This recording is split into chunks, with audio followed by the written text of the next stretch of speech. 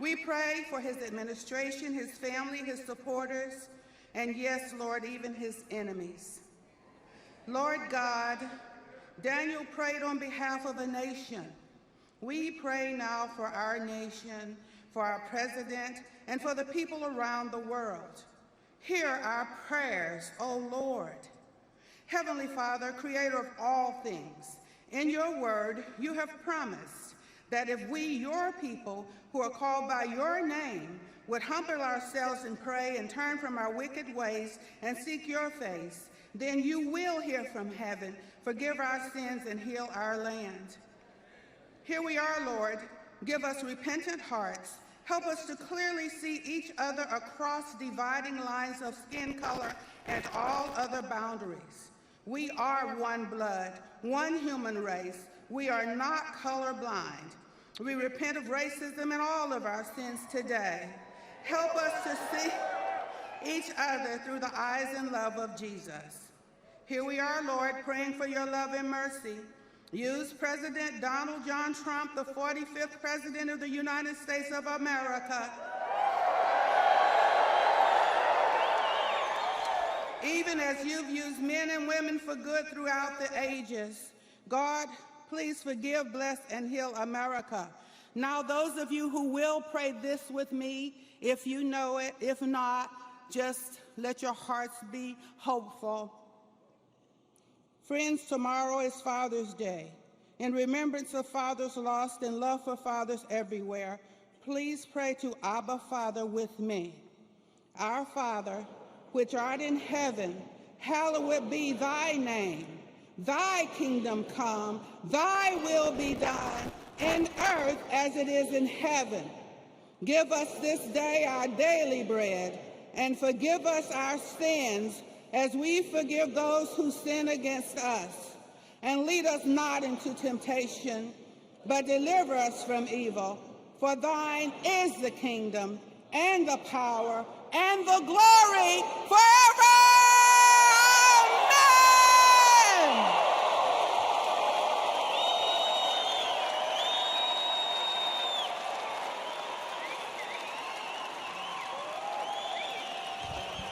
Ladies and gentlemen, please remain standing and welcome Representative James White, Black Voices for Trump Advisory Board, for the Pledge of Allegiance.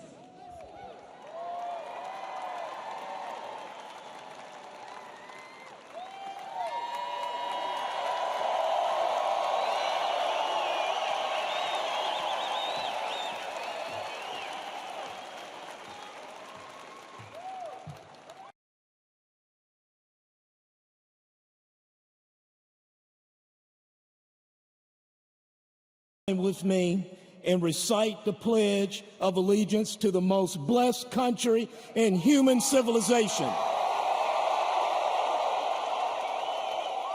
Salute.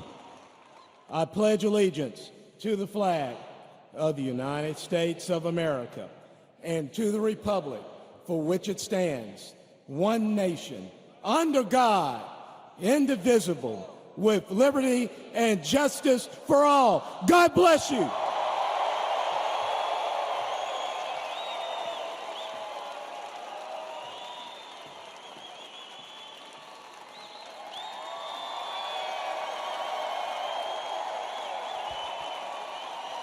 Ladies and gentlemen, please welcome Kathy Costello for our national anthem.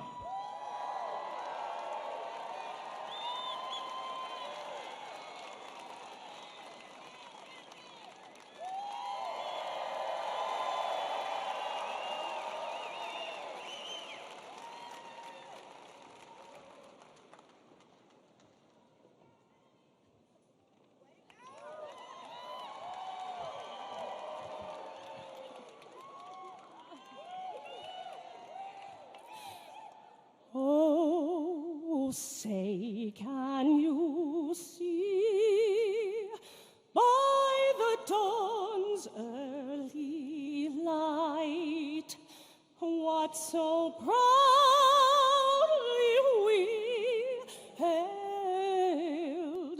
at the twilight's last gleaming, whose broad stripes and bright stars through the perilous fight. O'er the ramparts we watched were so gallantly streaming, and the rockets' red glare, the bombs bursting in air, gave proof through the night that our flag was still there. Oh, say, does that star-spangled banner yet wave o'er the land of the free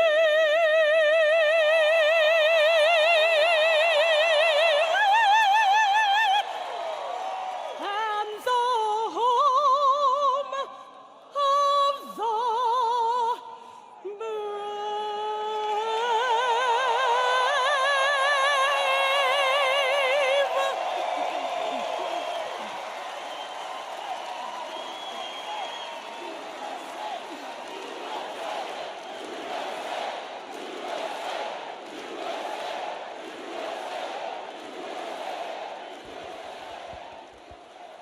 Ladies and gentlemen, please welcome Tulsa County Sheriff Vig Regalado.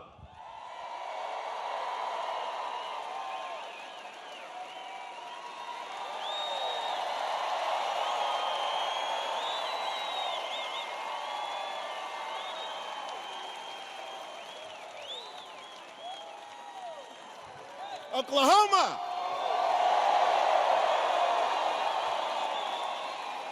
What an honor to be here standing before my fellow Oklahomans and the thousands of Americans who have traveled across this great nation to be here tonight. That's right, to support our president. President Trump has long been a supporter, an ardent supporter, a vocal supporter of law enforcement and the rule of law. That's right. That's right.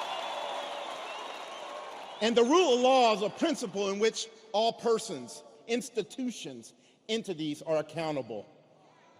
Law enforcement as a whole will never blame all our citizens for crime. Never blame all our citizens for crime.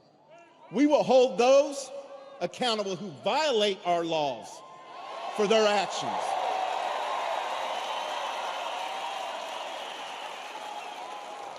Likewise, for the few law enforcement officers who do not uphold that standard of professionalism, yes, they should and will be held accountable as well.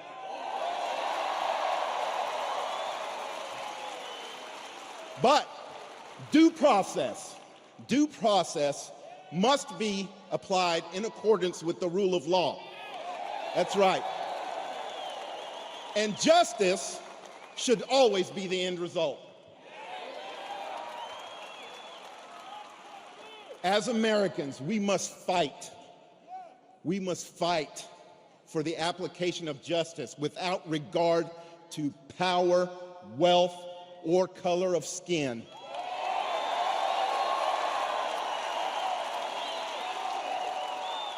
Because it is this ideal that allows us to be a free nation. I know of two professions that take an oath to lay down their lives for the citizens that make up our counties, our cities, our states, and this nation. And that is our military and our law enforcement.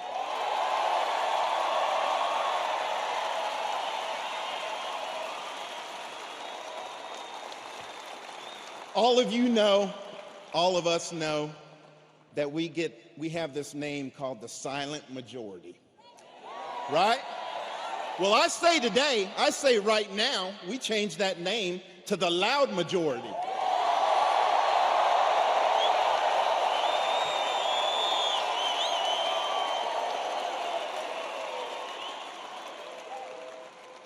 So right now, as the world is watching Tulsa, Oklahoma, and all the great Americans that are here right now and watching, let's stand up. Join me in letting the world know that we support our law enforcement, our military, our first responders. Let the world know.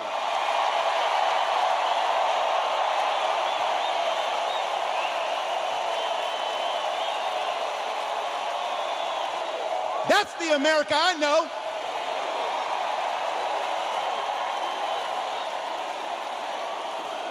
USA, USA. That's right.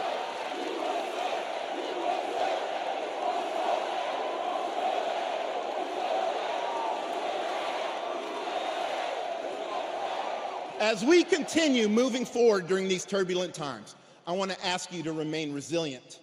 I want to ask you to remain steadfast and remember these words taken from our Pledge of Allegiance. We are one nation under God. We must remain indivisible so that we're free to pursue and achieve our God-given right to liberty and justice for all. It's been an honor. God bless America.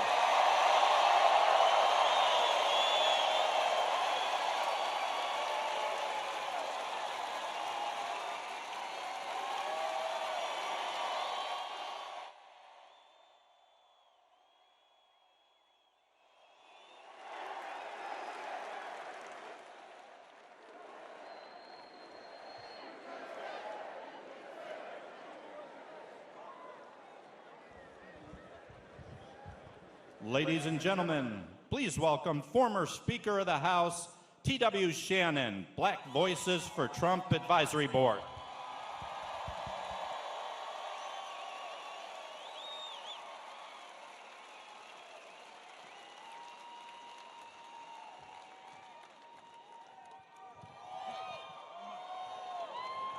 Whoops, wrong mic.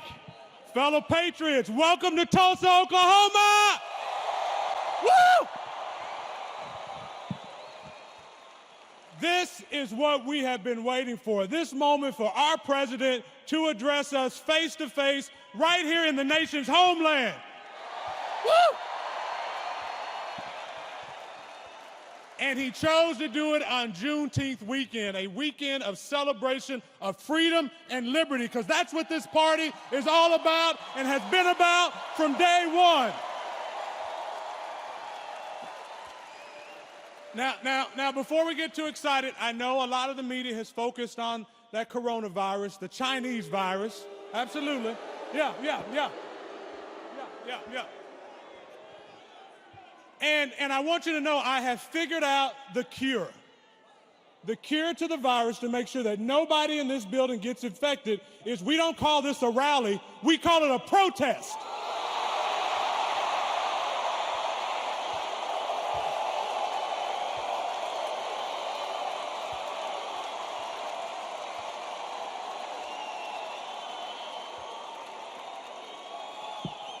Now, the left would have you believe that the protest is out there, but let me tell you right here, right today, the protest is right here in Tulsa, Oklahoma, in the BOK Center.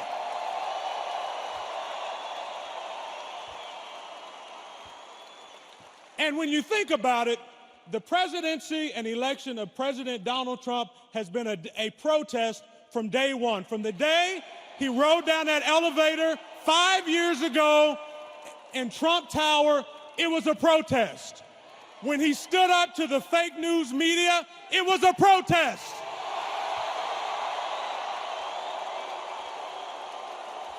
When he told the members of the United Nations that they were going to pay their fair share, it was a protest. When he told China that they were going to be held responsible for this Wuhan virus, it was a protest. And ladies and gentlemen and friends, make no doubt about it, in just a few short days, when he stands in front of all of America and before Almighty God and puts his hand on that Bible and takes an oath of office, it will be another protest.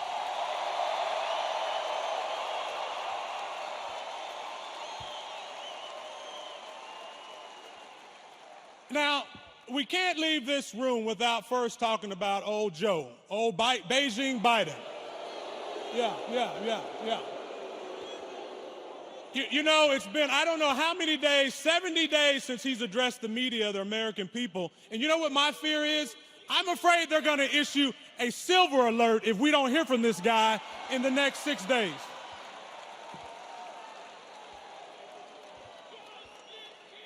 But the reality is, we have the right guy at the right time, and his name is Donald J. Trump, and he will be reelected. Thank you so much. God bless you, Tulsa. God bless Oklahoma, and God bless these United States of America.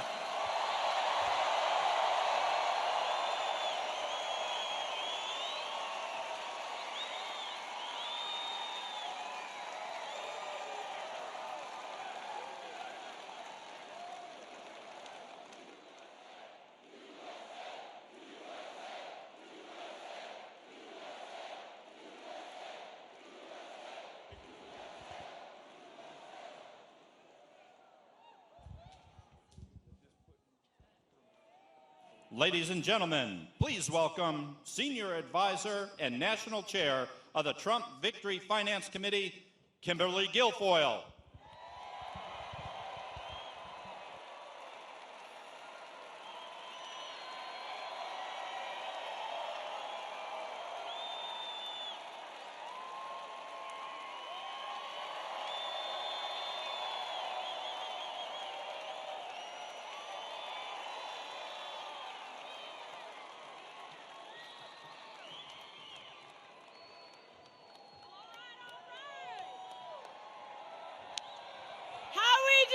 Oklahoma!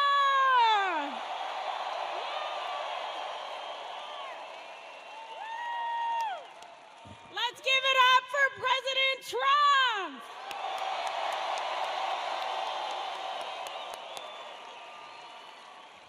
I love it. Yes. Hello, Tulsa. Hello, Oklahoma. Hello, America. And hello, Patriots! I have a question for you. Are you ready to make America great again?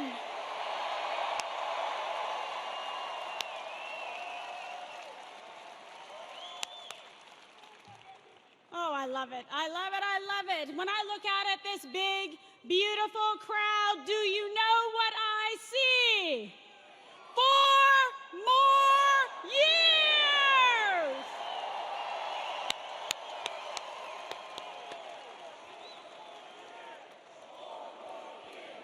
4 more years! 4 more years! 4 more years! 4 more years! Oh my God, love it. We love it. We love Trump. I love you too. Now, folks, these last few months, well, they've been a little challenging, a little bit interesting, right? There's no denying that a worldwide pandemic artificially shut down the economy and shuttered businesses. It strained our hospitals and it tested our resilience as a nation. And it temporarily stopped these amazing gatherings, but no more, right? Today is the start of a new chapter in America and a brand new campaign for President Trump.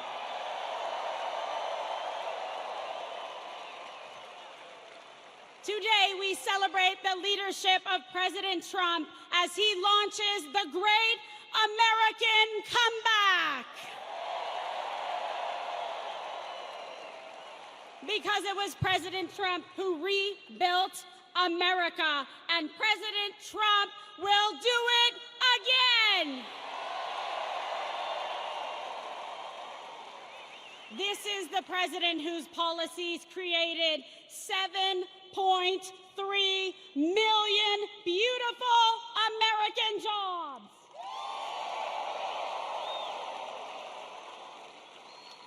And it is President Trump's leadership that will create millions of more American jobs, and you can take that to the bank.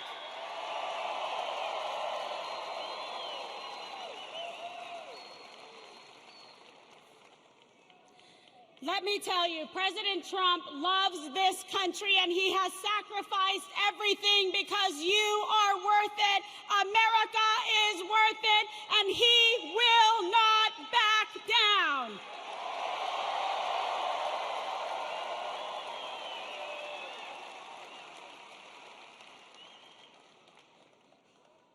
And there is a man who is attempting from his basement. He should start a new show. It's called Napping Now with Sleepy Joe.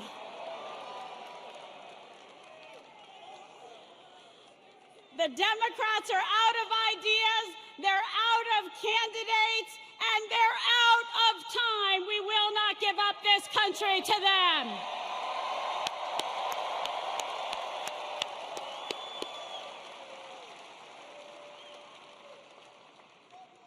Barack Obama called us bitter Americans who cling to our Bibles and guns.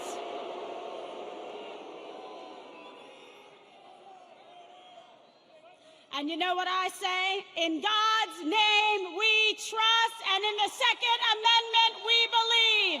Come and get it! Come and get them! Come and get them! Come and get them!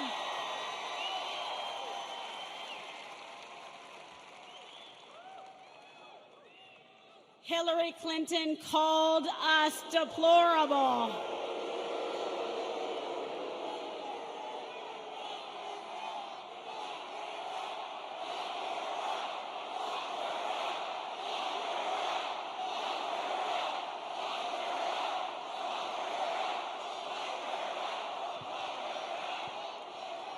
Well, I've got words for her.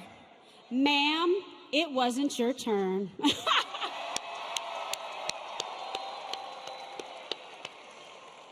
Oh my goodness, it just keeps getting better. And just yesterday, Susan Rice, who Biden is considering for vice president, said we belong in the trash heap of history. Can you believe that?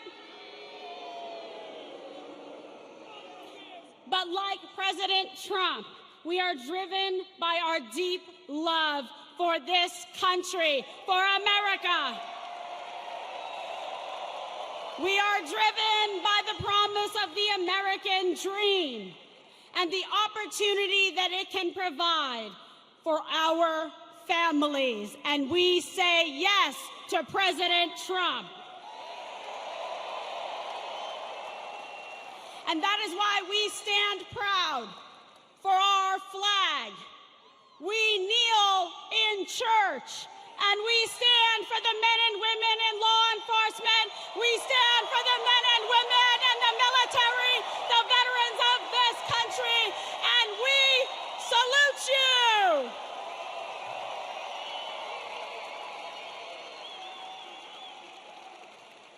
And this is because we know under President Trump, America will never be a socialist country.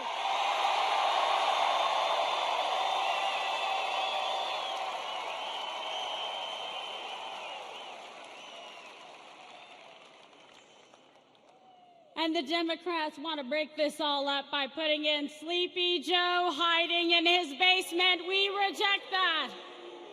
Out of 24 candidates trying to run against President Trump, that's the best that they came up with. Someone write them a condolence card. Those DNC bosses are waking up every morning begging Joe, please, Sleepy Joe, don't leave the house and blow everything. Sleepy Joe, keep your pajamas on.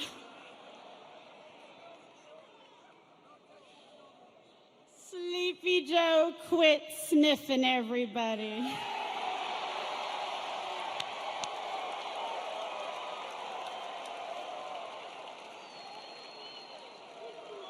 My God.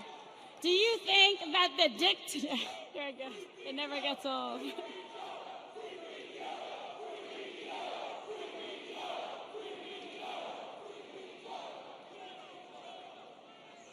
I think we woke them up. We're so loud in here, huh? Exactly. Do you think the dictators in North Korea and Iran are afraid of Joe Biden? Do you think that the communists in China are afraid of Joe Biden? Do you think those lowlifes creating anarchy in Seattle and people burning down police stations are afraid of Joe Biden?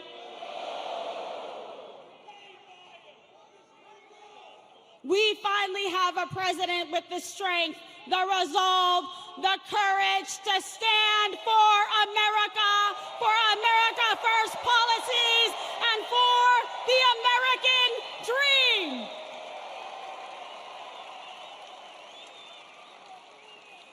With President Trump, we will make America great again.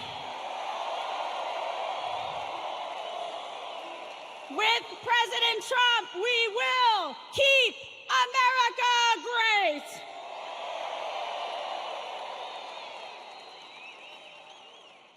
And I want to show President Trump how much love we have for him. So when you get your phones, I want you to text DONATE to 88022 and show the greatest American president in political history a little love, a little sugar, a little biscotti, and give him a buck or two. So with this I say, God bless President Trump and his family. God bless all of you and your families in the great state of Oklahoma. God bless our veterans, our first responders, law enforcement, and the brave men and women in the military. And God bless the United States of America.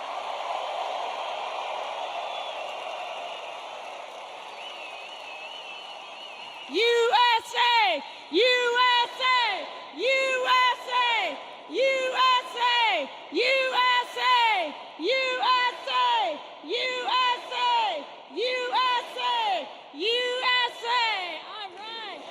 And now go and get them.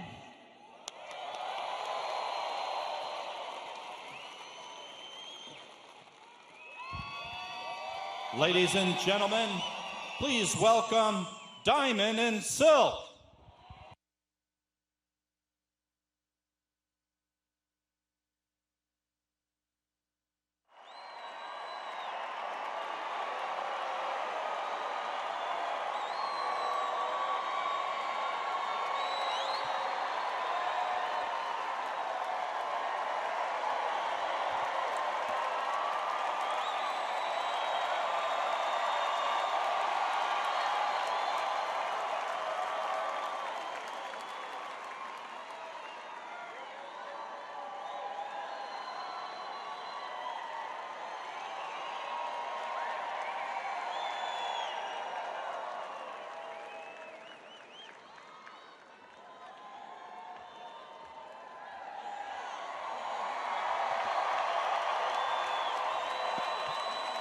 Oklahoma, make some noise. Oh, to all of the patriots, to all of our patriots and Americans, make some noise.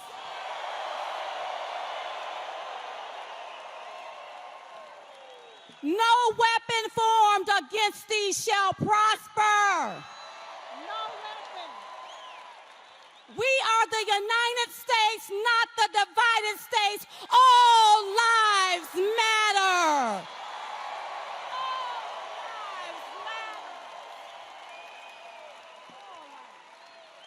Black lives matter. White lives matter. Asian lives matter. Hispanic lives matter. All lives matter.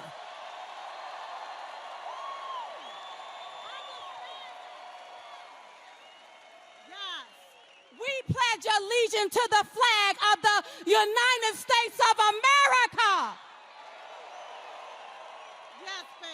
not of communism, not of socialism, not of a new world order, but the United States of America.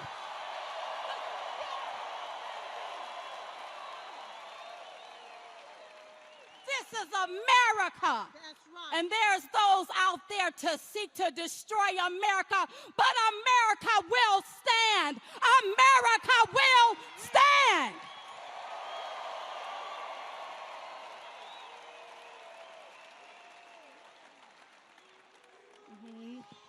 Yeah, we have constitutional law. That's right. We don't go by Sharia law or vigilante laws, constitutional laws.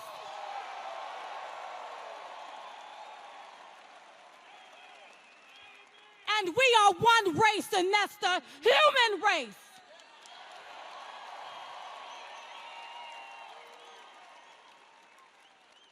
And I don't know why people want to destroy our country and our very existence. I don't understand it. But I'm here to tell you that we stand for America. And we stand for freedom.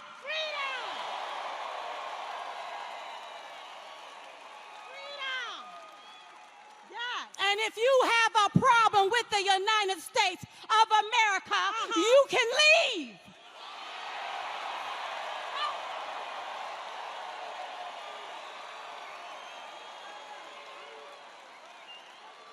You can go north, south, east, or west, but you can go.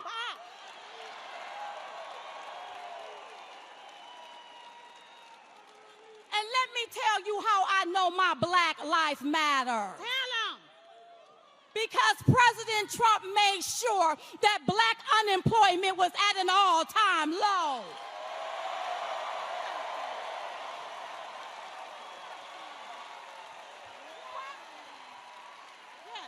Let me tell you how I know my Black Lives Matter. He made sure that HBCUs was funded. He's given more money than any president in the history.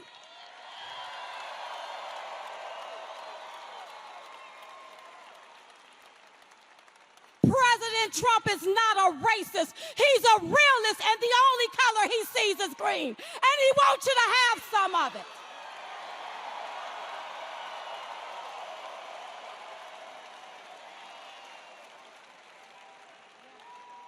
And leave the statues and the monuments alone. That's right. Leave them alone. They can't feed you, they can't clothe you, and they can't give you a job. That's right. And for all of the protesters that's pumping your fist in the streets, you take that same hand, and you go vote for Donald J. Trump.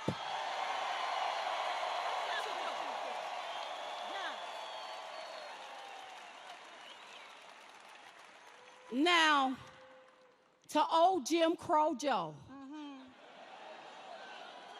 who ain't done nothing for America, who ain't done nothing for black lives but called them predators and pushed a crime bill. Old Joe, it's time for Jim Crow Joe to come out of the basement because we're black and we black enough. We black, baby.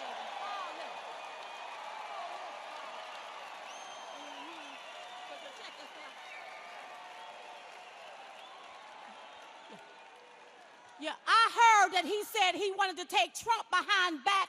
We need you to come out the basement up front. That's right. And here's the deal, Jim Crow Joe. You can run, but you can't hide.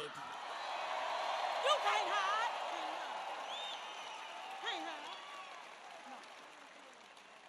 Now, back in 2016, President Trump said, "What in the hell do you have to lose?" And he was talking to black America. That's right. And let me tell you something, all Americans, I don't care whether you black, white, pinstripe, polka dot, or plaid. We don't care. If President Trump is not re-elected, we go all have a hell of a lot to lose. A lot to lose. So here's what I want you to do. I want you to vote red. R-E-D. Remove every Democrat.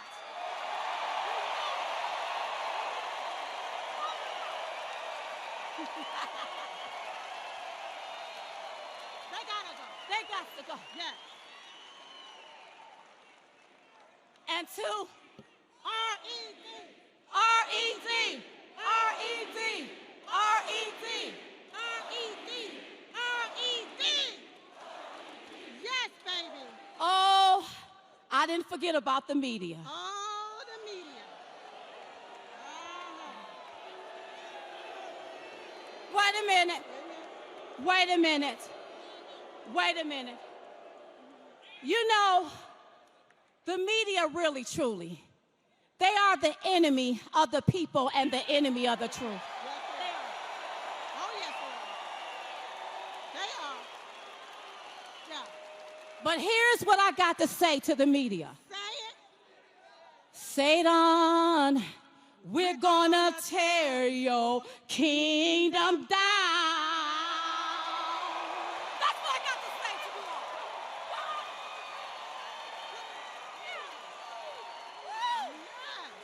Now, while they continue to play the race card, we gonna continue to play the Trump card so we can win, win, and win.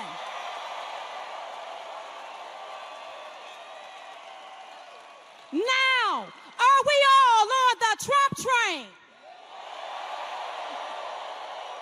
I said, are we all on the Trump train?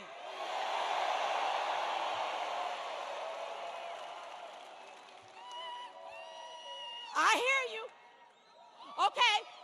When I say all aboard, you say choo-choo. All aboard? Choo-choo.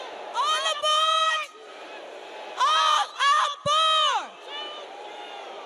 God bless you and God bless the United States of America. I love y'all.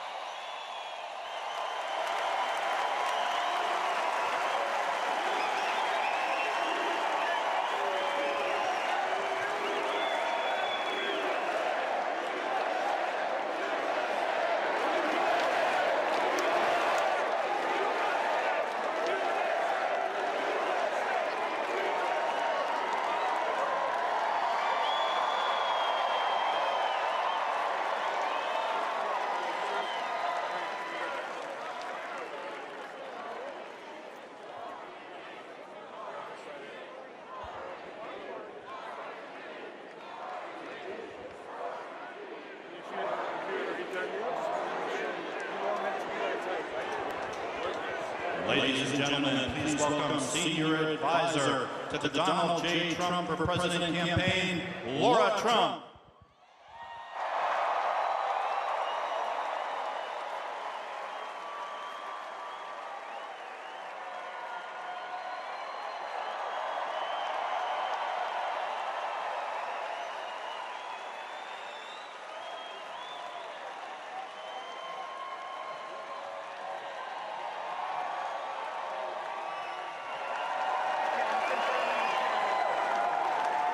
Oklahoma!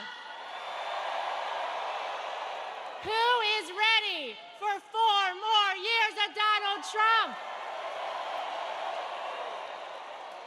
I thought so. Now, you know, we've been hearing about a lot of polls out there, haven't we?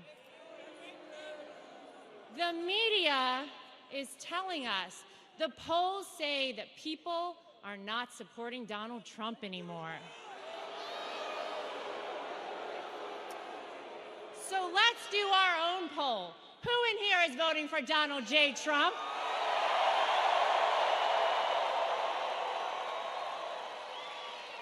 They were wrong in 2016, and they are wrong again in 2020, folks. They kept getting it wrong when it came to this president, didn't they? And especially when you see what they got to offer on the other side. Where I come from in North Carolina, we say, bless his heart, Joe Biden. The Democrat nominee for president looks to be Joe Biden. Let me tell you something, folks. They don't get any swampier than Joe Biden, okay? They don't get any more establishment than Joe Biden. This man has been in politics for almost 5 decades and has nothing good to show for it, okay? But make no mistake, they picked him for a reason. They picked Joe Biden because they know they can control him. And they know very well, and they have known since day one, they cannot control Donald J. Trump. That is why they fight him every single day, right? Because we've seen what this president has been able to do in 3.5 years in office, right? Historic highs in the stock market, historic lows in unemployment, rebuilding and revitalizing our military, giving us back our standing on the world stage, leveling the playing field with China, with Mexico, making sure we are putting America and Americans first. And this is a president that stands for law and order. Let's give a round of applause to the law enforcement officers in our country right now.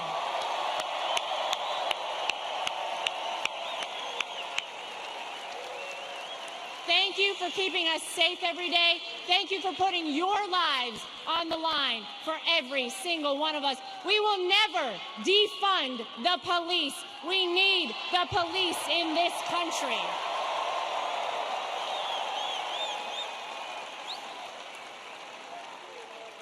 But man, they're fighting hard, right? Those Democrats, because they know what they're up against. Does anybody think Joe Biden could get a crowd like this?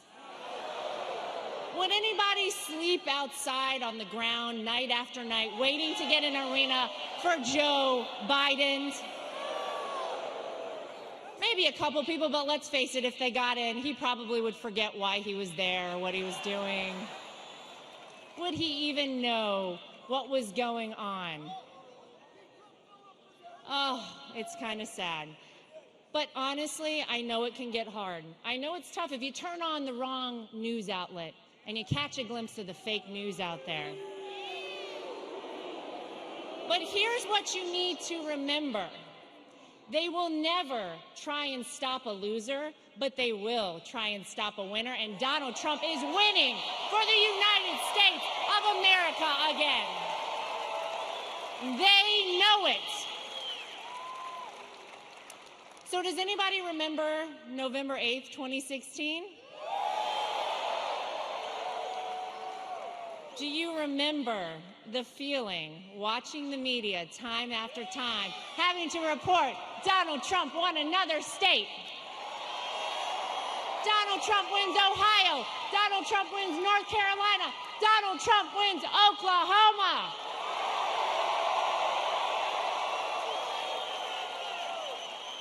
And then they had to make the ultimate announcement that Donald Trump would be our next president of the United States. Now, if you remember how good that felt, here's a little nugget just to keep you going until November 3rd. And let me just say this. We will be standing in line and going to a voting booth to vote for Donald Trump. We are not mailing in our ballots. If you thought it felt good on November 8th, 2016, think about how good it'll feel the second time around. So now I didn't come empty-handed today. I would never just come out here by myself. I brought someone with me today. Does anybody know Eric Trump? My husband, Eric Trump, is here, and he wants to come say a few words to you. Eric, come on out.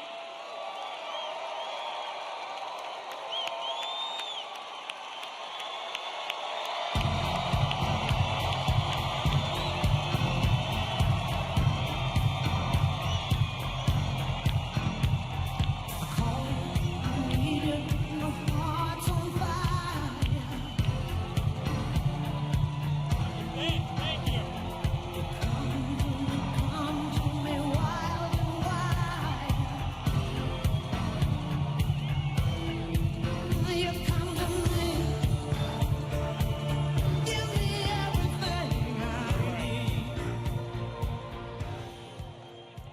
We absolutely love you, Oklahoma. And you know the greatest part about this rally already? The Build the Wall suit is back. Stand up. He's standing. You know, everywhere we went, all over the country, that suit followed us every single place we went, and we love you. And you know what? My father is building the wall, and they're building a lot of wall.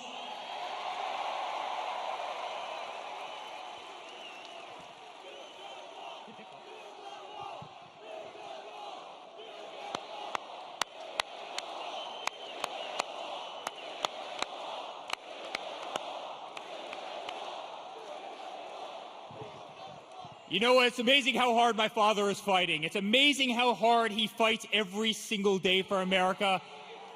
Because these people back here won't give him a chance. They are the most dishonest people in the entire world.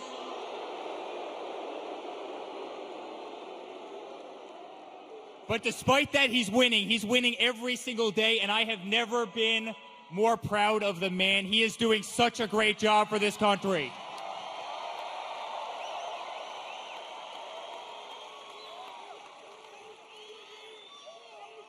Oh, we're going to get 4 more years, trust me.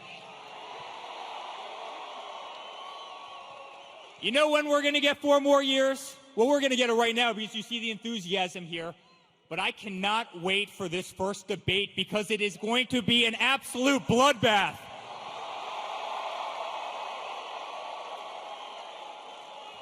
Sleepy Joe, he doesn't stand a chance. He really doesn't stand a chance. And you know what?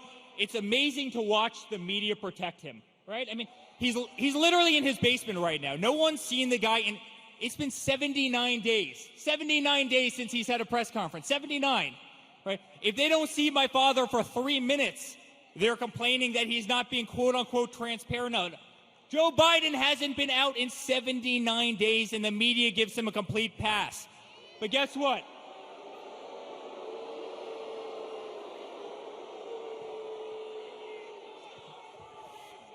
Love it.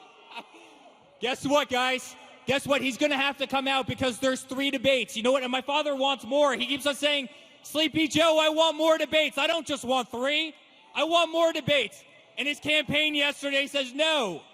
You would think these guys would want it. It's going to be the best ratings you've ever seen on If you thought it was bad with Hillary Clinton, wait till you see the debates with Sleepy Joe. I promise it's going to be absolutely incredible.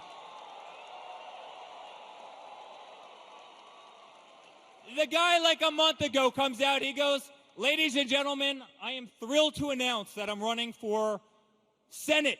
I go, no, wait a second. This has to be like an old clip, right? I am running for the United States Senate. I go, this has to be like 10 years old, right? No, that was like 2 days ago. Meaning he didn't know the office in the United States that he was running for, and this is a person that the media and the Democrats are propping up to be the commander-in-chief. It's really an incredible thing. It's real. But guys, you know what? We're going to win. And honestly, it doesn't matter at the end of the day so long as we win in November, and I promise you we will win. Guys, I promise you, there is no family that will work harder than ours. We will not sleep, and I know you won't sleep. We will win this together.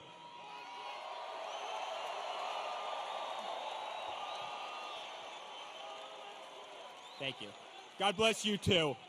You know, we're going to keep the moral fabric of this country because when you watch the nonsense on TV, when you see these animals literally taking over our cities, right, burning down churches, this isn't America. That's not what Americans do. You know what? And they represent the smallest fraction of our society because you know what? We have the greatest people in the world in this country, and they universally do not like that kind of behavior.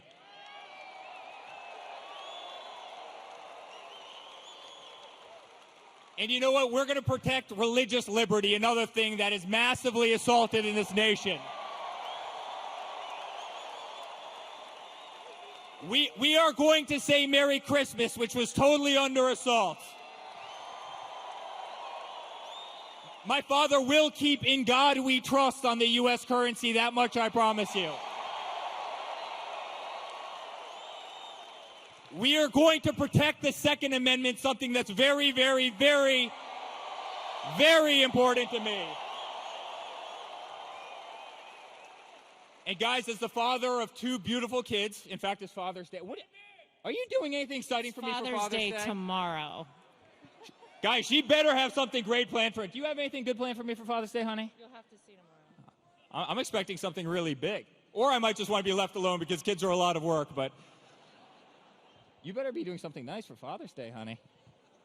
But guys, I promise we're going to win, and my father's going to continue to make you proud, and we as a family are going to work 24/7, and we love you, and we're honored to be here, and we're going to keep America great. Thank you very much, guys. Thank you.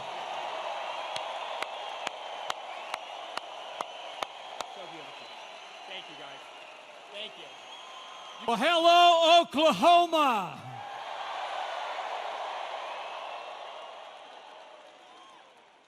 To Governor Kevin Stitt, the members of Congress, members of the incredible Trump family, my fellow Americans who've come from near and far, it is great to be back in the Sooner State for a great American comeback.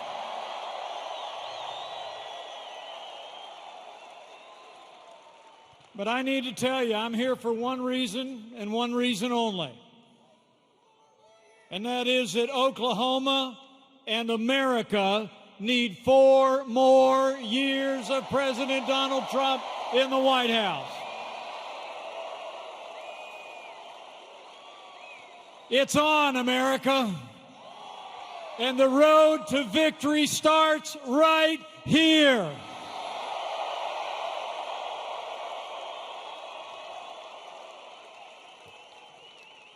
You know, I'm here because I stand with President Donald Trump. When this president stands up for American jobs and American workers, I stand with President Donald Trump. When this president stands up for faith and family and the American flag, I stand with President Donald Trump.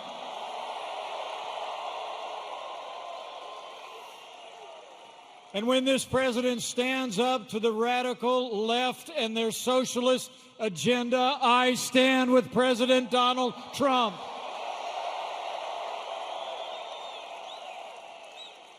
And when our president stands up for law and order and liberty and justice for all, we stand with President Donald Trump.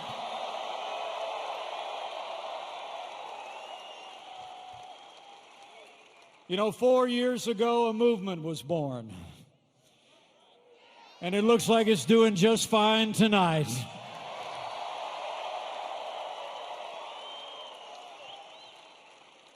It's a movement of everyday Americans from every walk of life. Here in Oklahoma, you believed we could be strong again. You believed we could be prosperous again.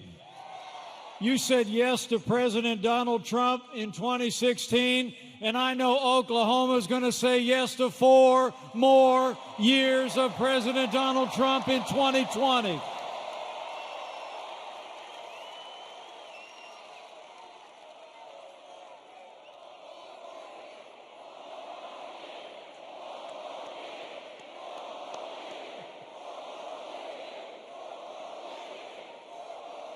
You know, the choice in this election couldn't be clearer, and the stakes couldn't be higher. On our side, you've got a president who's done more for this country's economy and military and our constitutional rights than any president in my lifetime.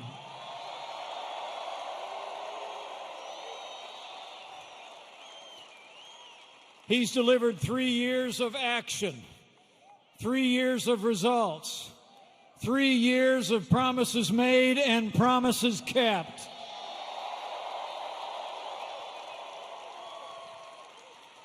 And then you got Joe Biden.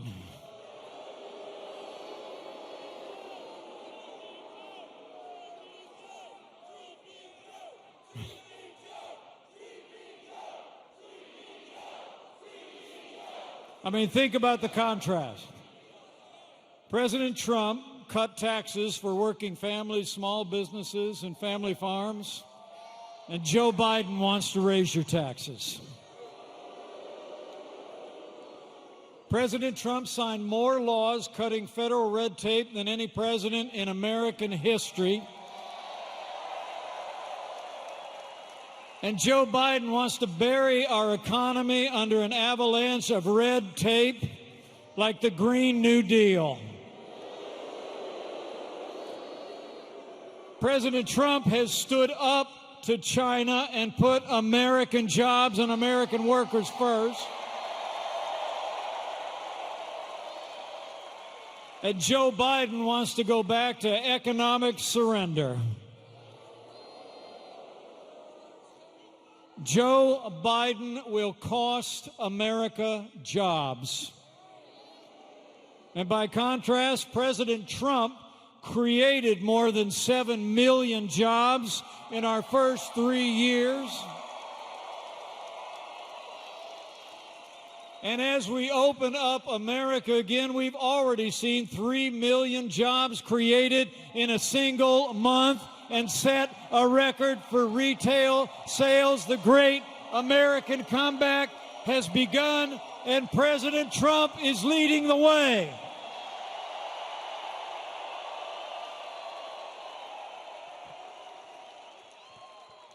And when it comes to our national defense, President Trump rebuilt our military.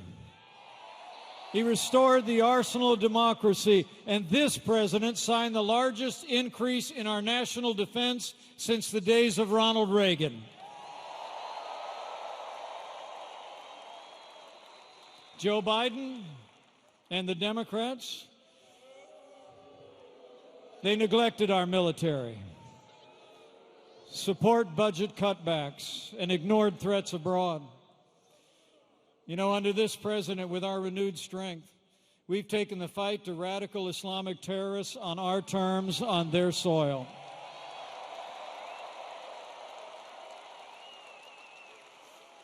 You know, when Joe Biden saw ISIS overrun hard-won ground in Iraq, last year, under this commander-in-chief, American forces captured the last inch of territory of ISIS control, and we took down their leader without one American casualty.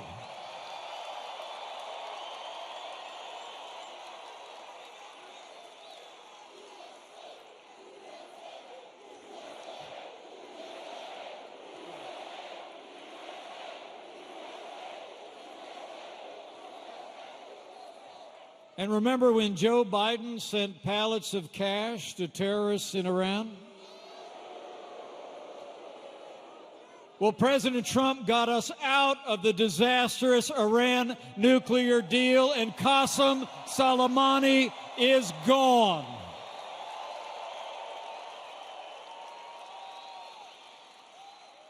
You know, as the father of a United States Marine, I couldn't be prouder to serve alongside a president who cares so deeply about the men and women of our armed forces. So the choice is clear on jobs, on national security. And this president also knows that national security starts with border security.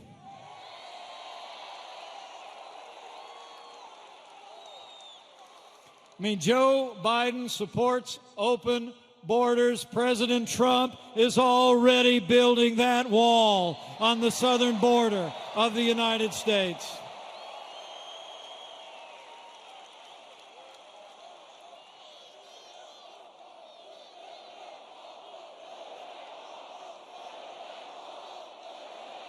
Oh, we're building it. You'll see.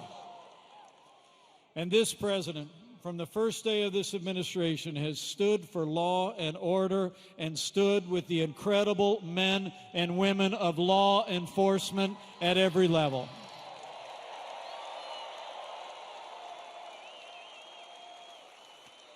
You know, the American people know that most of those who serve in the uniform of law enforcement are the best people in America.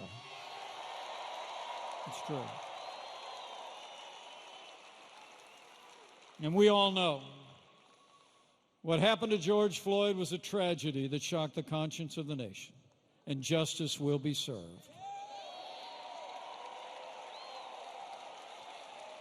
There's no excuse for what happened to George Floyd, but there's also no excuse for the rioting, looting, and violence that followed.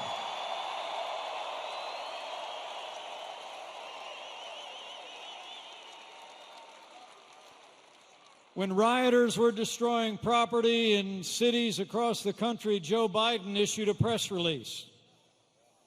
President Donald Trump sent in the National Guard. He secured our nation's capital and called on every governor in America to do the same.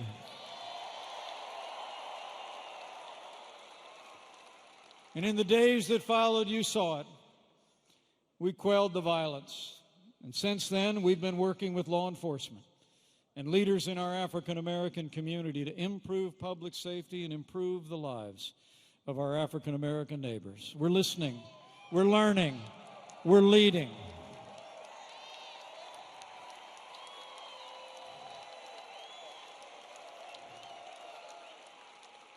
And we'll find ways to move forward together.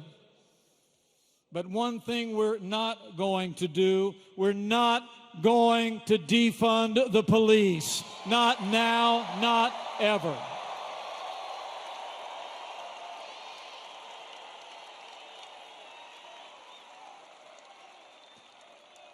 And when it comes to the rule of law, Joe Biden is making plans to appoint activist judges who will legislate from the bench. But next week, President Trump will appoint his 200th judge to our federal courts. And they're all conservative jurists who are upholding the God-given liberties enshrined in our Constitution, like the freedom of speech, the freedom of religion, and the Second Amendment right to keep and bear arms.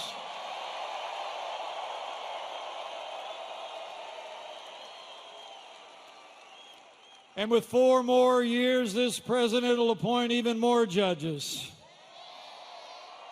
And like we learned this past week, we need more conservative justices on the Supreme Court of the United States.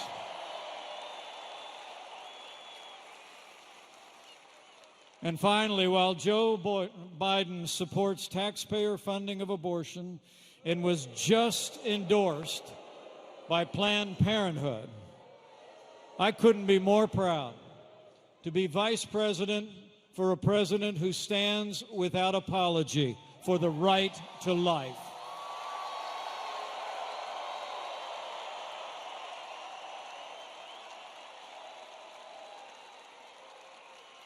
So for American strength, for American jobs, for law and order and liberties and life, we've got to decide right here and right now that we're going to defeat Joe Biden on November 3rd and re-elect President Trump for 4 more years.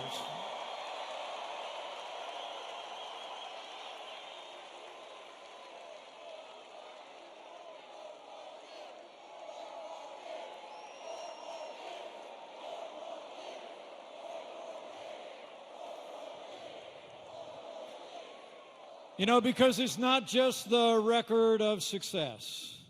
It's about leadership. And the leadership this president has shown in one of the most challenging times any of us can remember. Did you know before we had a single coronavirus case in the United States, President Donald Trump closed down all travel from China? He put the health of America first.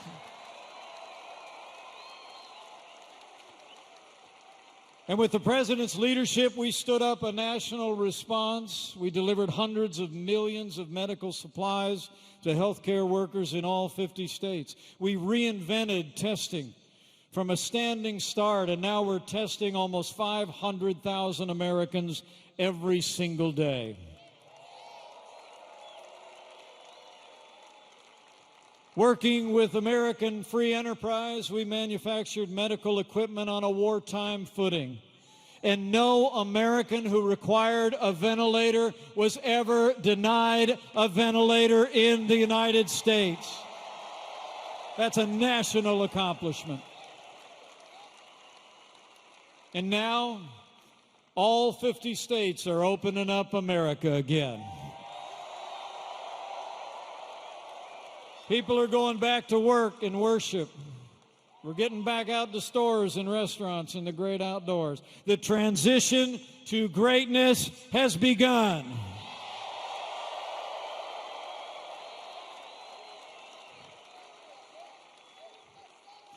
And despite the fear-mongering of some in the media, the truth is all across this country, hospitalizations are down, our losses are declining, and every day we're one day closer to putting the coronavirus in the past. You're doing it, America. But I want to promise you, we're going to remain vigilant. We'll keep building supplies. We'll keep developing medicines and vaccines. We'll be ready for whatever the future holds, and we will always put the health of America first. That's what leadership looks like. That's the leadership of President Donald Trump.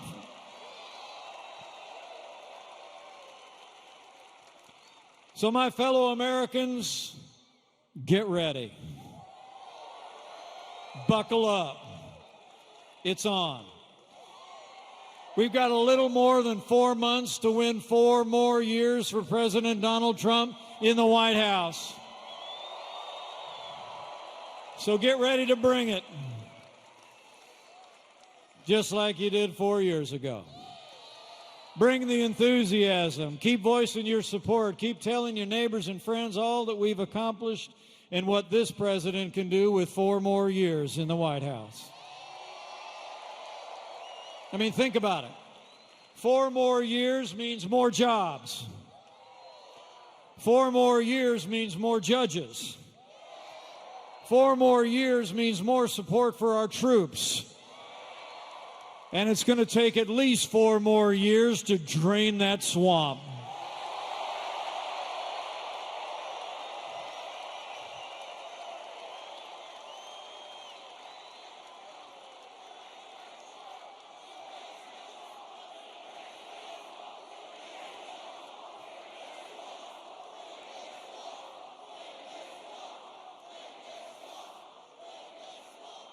And when we do all that, I believe with all my heart, over the next 4 years, we're going to bring this country together. America will be stronger than ever before, more jobs and opportunities than ever before. And America will be a place where every American, regardless of race or creed or color or income, can work and worship in freedom, choose where their child goes to school, find a good paying job, and live the American dream.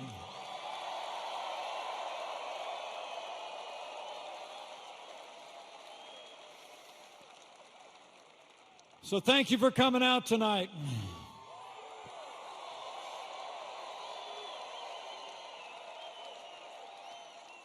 I'm going to get on my way and let you hear from him yourself.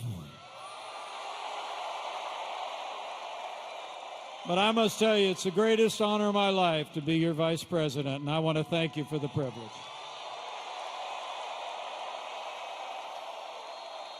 And in all my travels across this country, from big cities to small towns over the last 4 years, I can tell you firsthand, America is a freedom-loving nation, and America is a nation of faith.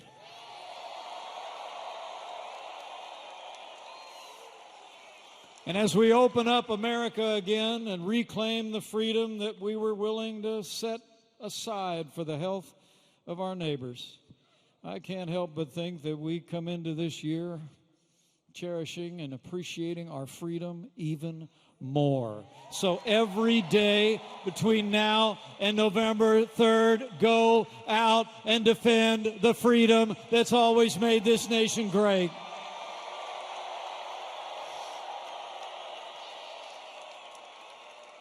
And while you're doing it, have faith. Faith that in these challenging times, that if his people who are called by his name will humble themselves and pray, he'll do like he's always done through the long and storied history of this land.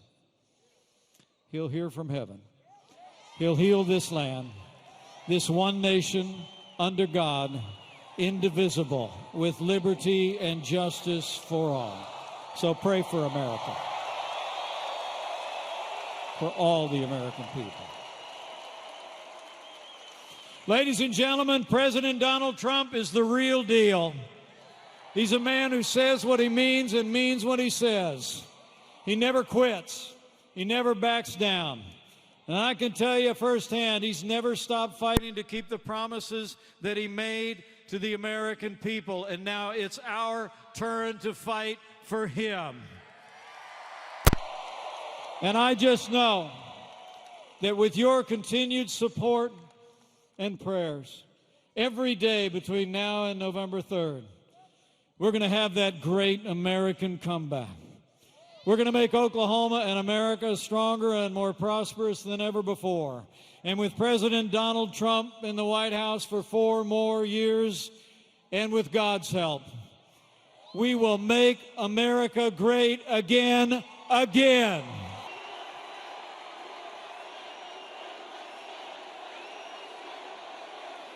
Thank you. Thank you. Thank you. So we begin, Oklahoma, we begin. Thank you, Oklahoma. And thank you to Vice President Mike Pence. We begin our campaign.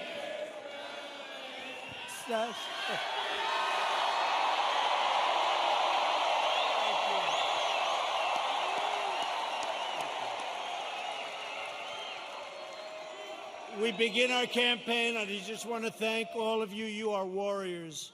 I've been watching the fake news for weeks now, and everything is negative. Don't go, don't come, don't do anything. Today it was like, I've never seen anything like it. I've never seen anything like it. You are warriors. Thank you. We had some very bad people outside. They were doing bad things. But I really do. I appreciate it. We have just a tremendous group of people in Oklahoma. And I hear from your 2 great senators and your governor that we're doing very well in Oklahoma. That's the word. That's the word. I stand before you today to declare the silent majority is stronger than ever before.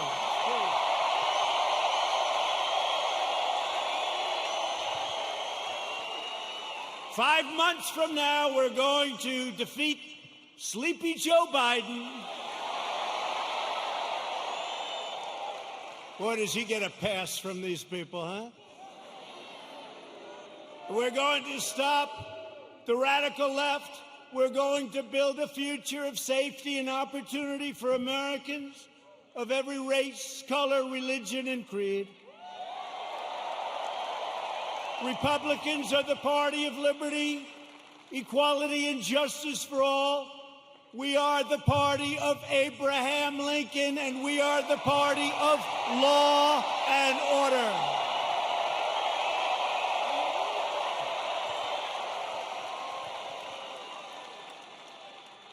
Think of what we've done.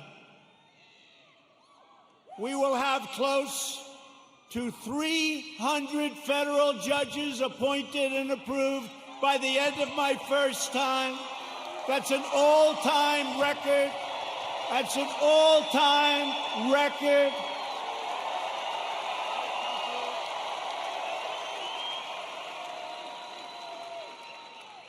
I've always heard how important judges are. Now we know how important they are. Think of that, over 300, around 300 by the end of the term. And when we have another 4 years, we're going to have a big, big percentage of the total number. Very important. November 3rd. And 2 great Supreme Court judges. So we have 2 justices of the Supreme Court. Justice Gorsuch, Justice Kavanaugh. They're great. They're great. They're great. We have 2. And we could get a few more. Yeah, we could get a few more. We've spent over $2 trillion to completely rebuild the unmatched strength and power of the United States military. And all of that incredible equipment, whether it's submarines or missiles or rockets or jet fighters, bombers, it's all built in the USA.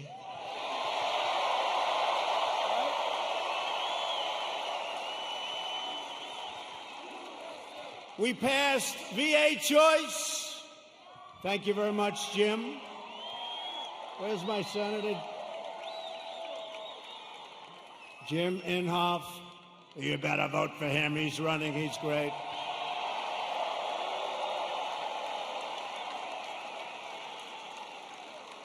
But we'll get to him and James Lankford in a second.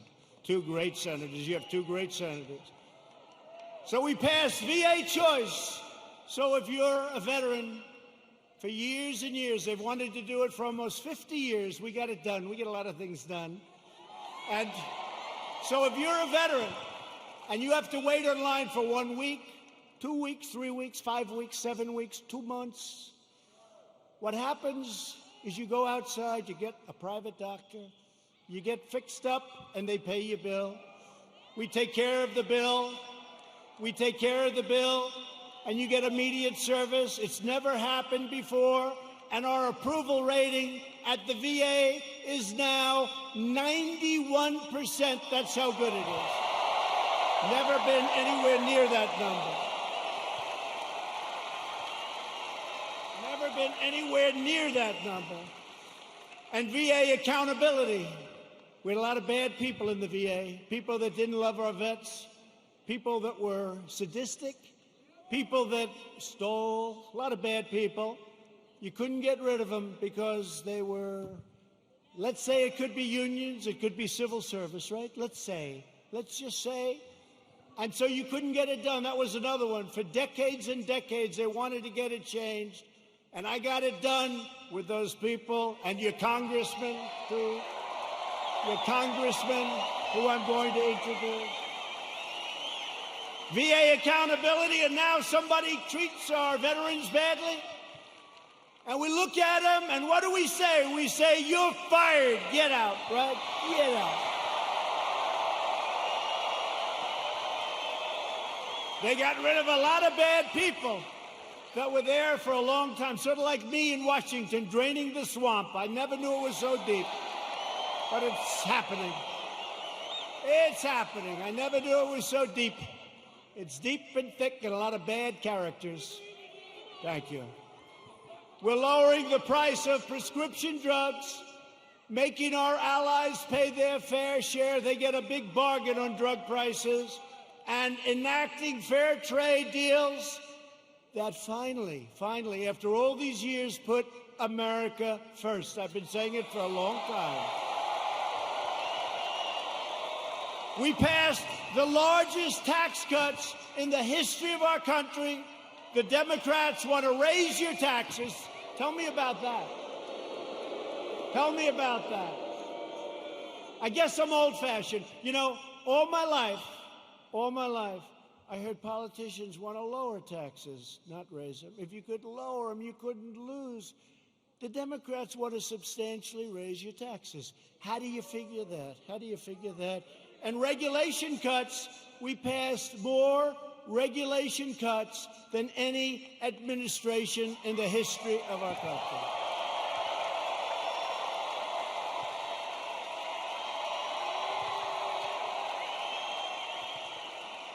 And with the help of our great energy workers, many of them come from the great state of Oklahoma. Do you ever notice that Biden oftentimes gets the state wrong? He's in Iowa, and he says, it's good to be in Idaho. No, you're in Iowa. He's in New Hampshire, and he says, it's great to be in Ohio. No, you're in New Hampshire. That happens to him all the time. Hasn't happened to me yet. You know, when that happens, there's nothing you can do to make up for it. You might as well just walk off the stage because the speech is a disaster. Good. Right? But we just turned the United States into the dominant energy superpower of the world.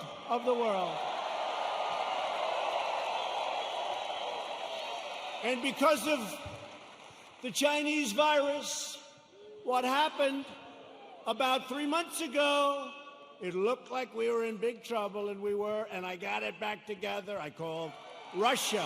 I called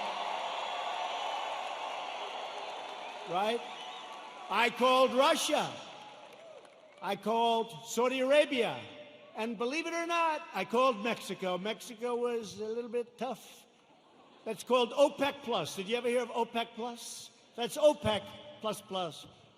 And we got them to do the right thing, and we have our energy back to up almost $40 a barrel, meaning you have an energy business again. Almost $40 a barrel. A couple of months ago, it was zero, and we were going to lose 10 million energy jobs, 10 million jobs. So Texas and Oklahoma and North Dakota and many other states would have been hurt. Now, you think you're going to be hurt there? You try putting AOC in charge of your energy.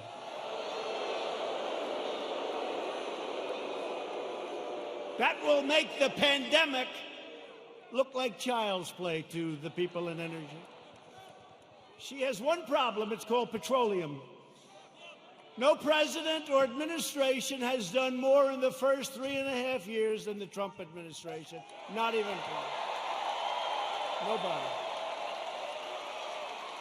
Our incredible success in rebuilding America stands in stark contrast to the extremism and destruction and violence of the radical left. We just saw it outside. You saw these thugs that came along. These people call them protesters. Isn't it beautiful? It's so beautiful. No, they're so wonderful. They call them the Boston Tea Party. They're so wonderful. Yeah, they call them. You ever watch fake news CNN? You ever watch where they go?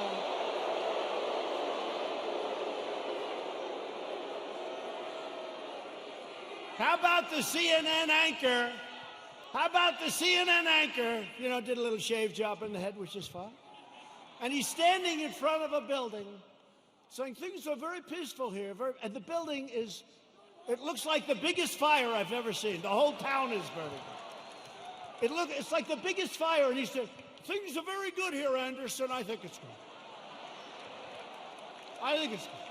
These are wonderful people, Anderson. You ever see that?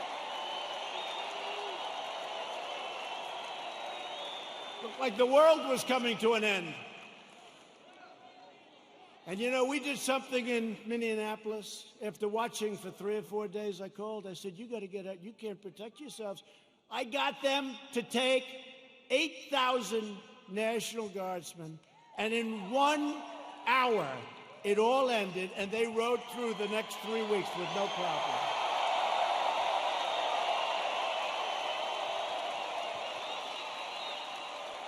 And we did the same thing in other cities. But how about Seattle? Isn't that good?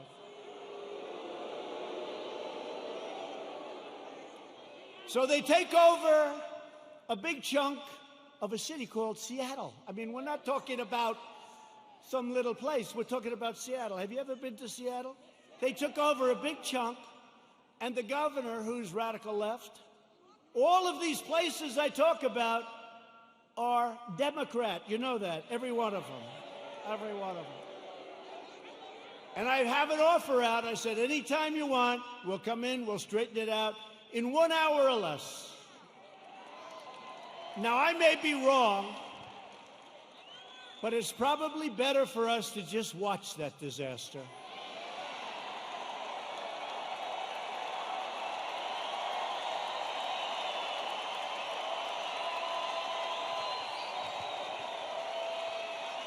I flew in with some of our great congressmen who we're going to introduce in a second, and I said to him, Congressman, what do you think?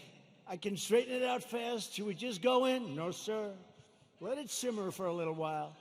Let people see what radical left Democrats will do to our country. Right? But Americans have watched left-wing radicals burn down buildings, loot businesses, destroy private property, injure hundreds of dedicated police officers. These police officers, they get injured. They don't complain. They're incredible. And injure thousands upon thousands of people only to hear the radical fake news say what a beautiful rally it was. And they never talk about COVID. They don't talk about when you see 25,000 people walking down Fifth Avenue or walking down a street of a Democrat-run city. You never hear them saying, they're not wearing their mask. You don't hear them saying, as they're breaking windows and running in. And then when I say the looters, the anarchists, the agitators, they say, what a terrible thing for our president to say. What a terrible thing. But you don't hear them talking about COVID. COVID. To be specific, COVID-19. That name gets further and further away from China as opposed to calling it the Chinese virus.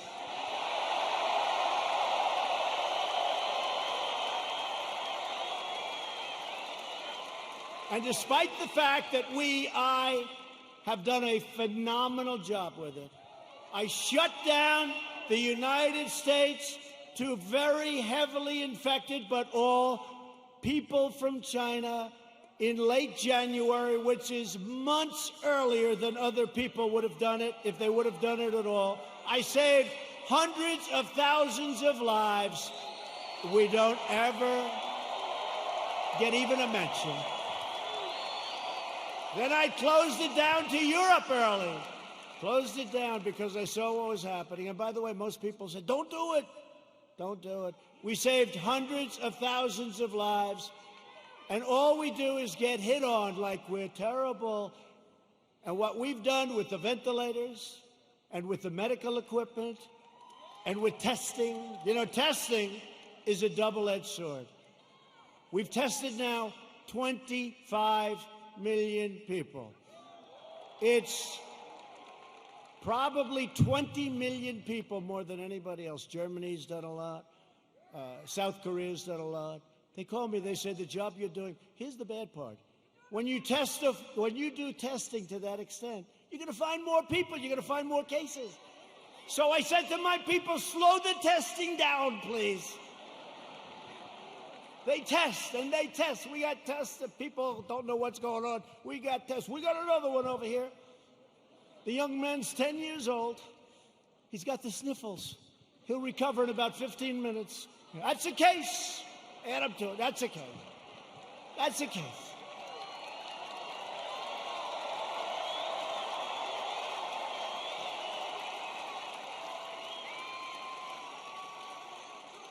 I was actually with a very nice man, very good man, even though he's very liberal, the governor of New Jersey, right? We know him? Now listen, he said to me something that's amazing.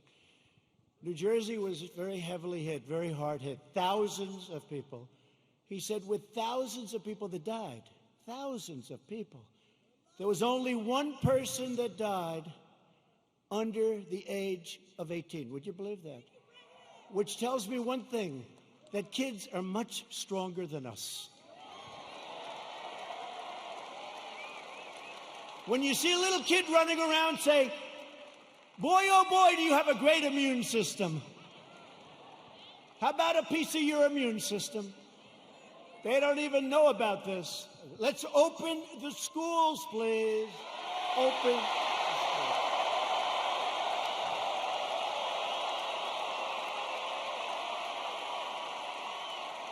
Open the schools.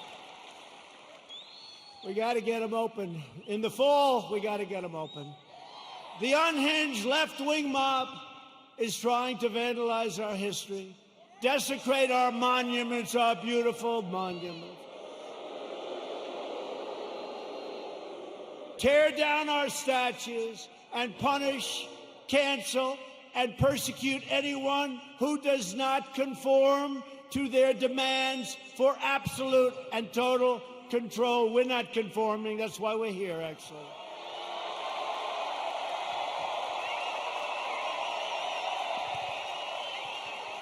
This cruel campaign of censorship and exclusion violates everything we hold dear as Americans. They want to demolish our heritage so they can impose their new oppressive regime in its place. They want to defund and dissolve our police departments. Think of that. When I heard it for the first time 2 weeks ago, I said, well, that one, I mean, they're only kidding. I said, they're not. Minneapolis, you see what's going on? They're not kidding. They got a lot of problems. They'll have a lot of problems. Hey, it's 1 o'clock in the morning, and a very tough, you know, I've used the word on occasion, hombre. A very tough hombre is breaking into the window of a young woman whose husband is away as a traveling salesman or whatever he may do. And you call 911, and they say, I'm sorry, this number is no longer working. By the way, you have many cases like that, many, whether it's a young woman, an old woman, a young man, or an old man, and you're sleeping. So what are you going to do, right? So they wanted to fund, they really do. This is a serious movement. And in Minneapolis, the council's already passed it. In Seattle, you see what's going on there. It's even worse, okay? These people are stone cold crazy. They're crazy. So if you want to save your heritage, you want to save that beautiful heritage of ours. We have a great heritage. We're a great country. You are so lucky I'm president. That's all I can tell you.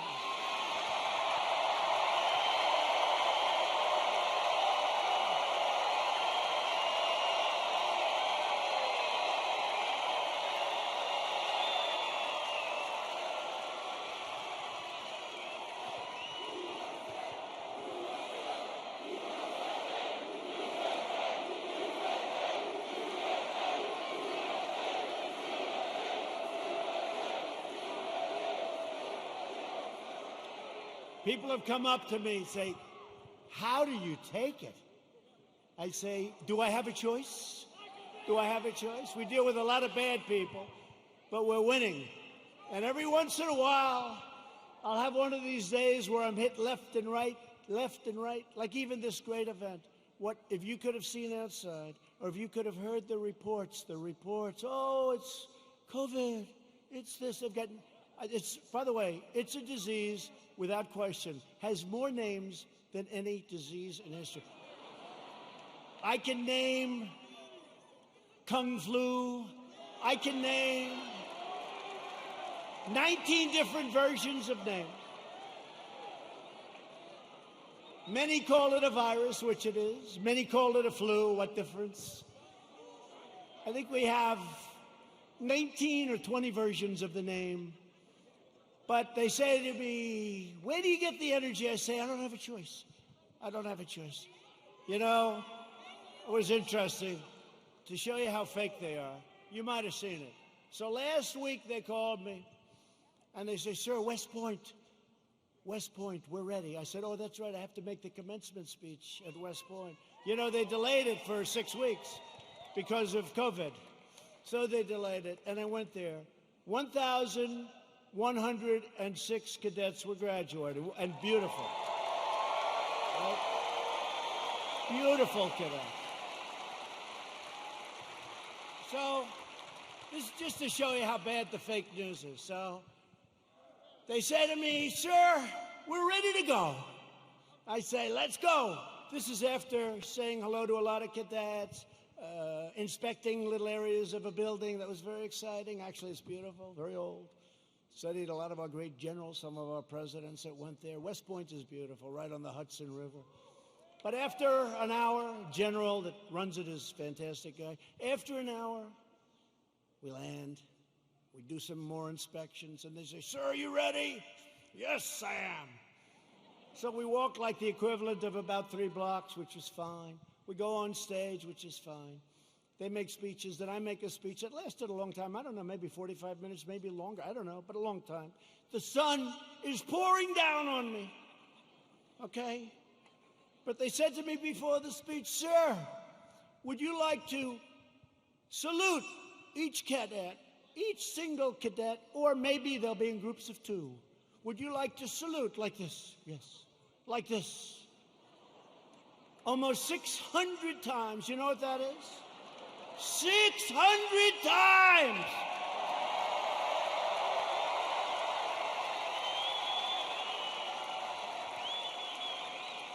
Thank God they were in 2s. Because let me tell you, you do that 600 times, you go home and you say, it's like a workout without a weight, right? 600 times.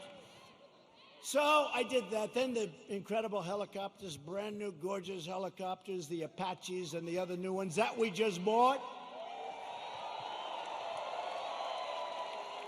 So they fly over.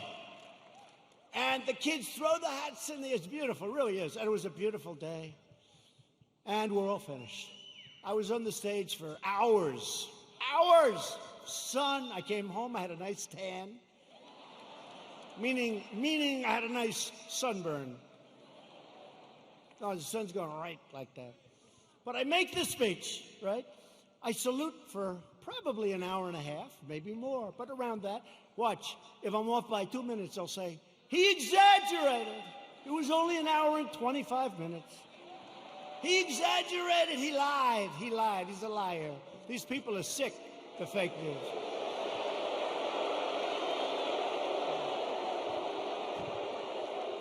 So then, I finished saluting, my final salute. I said, "Thank goodness, thank you very much." But think of it, so essentially almost 600 times. Now, the general says, "Sir, are you ready?" I said, "I'm ready, General. Where are we going now?" You have to understand, I left early in the morning to get there. Now it's sort of late in the afternoon. A lot of these fakers were with us, so they know. He said, "Sir, we can now leave the stage." I said, "Great, General, let's go. I'll follow you." And he goes like this, "Right here, sir." I'll walk on.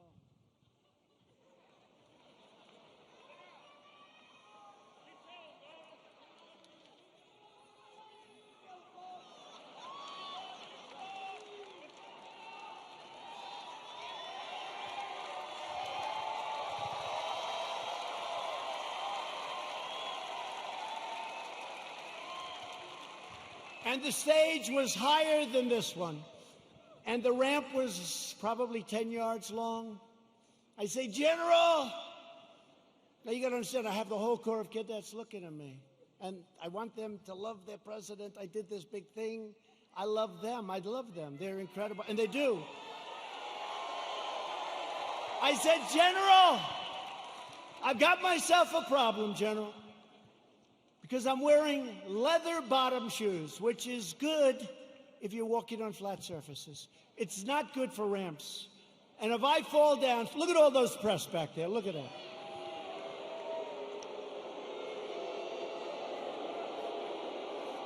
And this was a steel ramp. You all saw it because everybody saw it. This was a steel ramp. It had no handrail. It was like an ice skating rink. And I said, "General, I have a problem." And he didn't understand that at first. I said, "There's no way." You understood? I just saluted almost 600 times. I just made a big speech. I sat for other speeches. I'm being baked. I'm being baked like a cake. I said, "General, there's no way I can make it down that ramp without falling on my ass, General. I have no railing." Sure. It's true. So I said, is there like something else around? Sir, the ramp is ready to go. Grab me, sir. Grab me. I didn't really want to grab him. You know why? Because I said, that'll be a story too. So now I have a choice. I can stay up there for another couple of hours and wait till I'm rescued. Or I can go down this really steep, really, it's an ice skating rink. It's brutal. So I said, General, get ready because I may grab you so fast. Because I can't fall with the fake news watching. If I fall,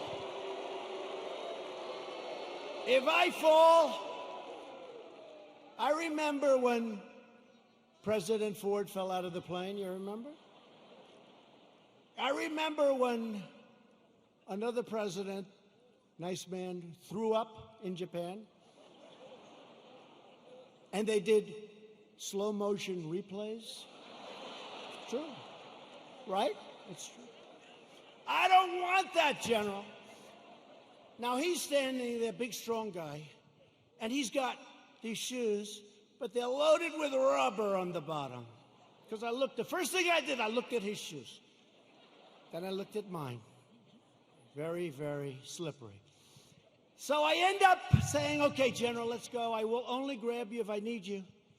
That's not a good story. Falling would be a disaster. It turned out to be worse than anything. I would have been better off if I fell and slid down the damn ramp. Right? So what happens is I start the journey inch by inch, right? And I was really bent over, too. I didn't like that, I didn't like this picture. This picture, I'm sure, will be an ad by the fakers.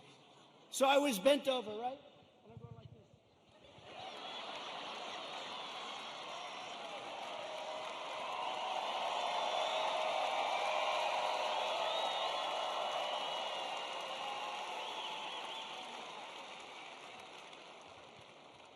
And then we finally reached almost the end. And the fake news, the most dishonest human beings, they cut it off. You know why? Because when I was 10 feet short, I said, General, I'm sorry, and I ran down the rest, right? I looked very handsome. That was the only good thing. I wouldn't want to run down the whole thing because the fall there would be definitely bad. So I took these little steps. I ran down the last 10. And by the way, their tape, take a look. In almost every instance, it ends just before I run. And they said, here was the #1 trending story. I called my wife. I said, how good was that speech? I thought it was hey, look, I will tell you when I make good ones and bad ones. Like so far tonight, I'm average. Okay? But we're having fun. We're having fun.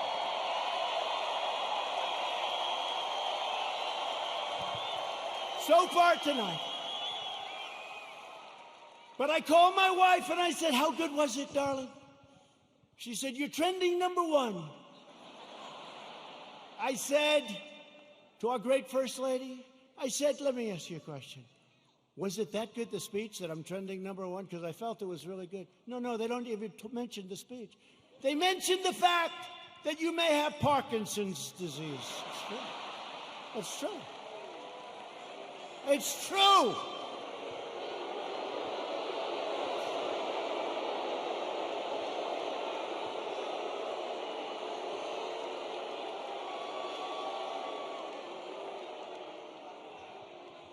They say there's something wrong with our president. I'll let you know if there's something wrong, okay? I'll let you know if there's something. I'll tell you what, there's something wrong with Biden, that I can tell you.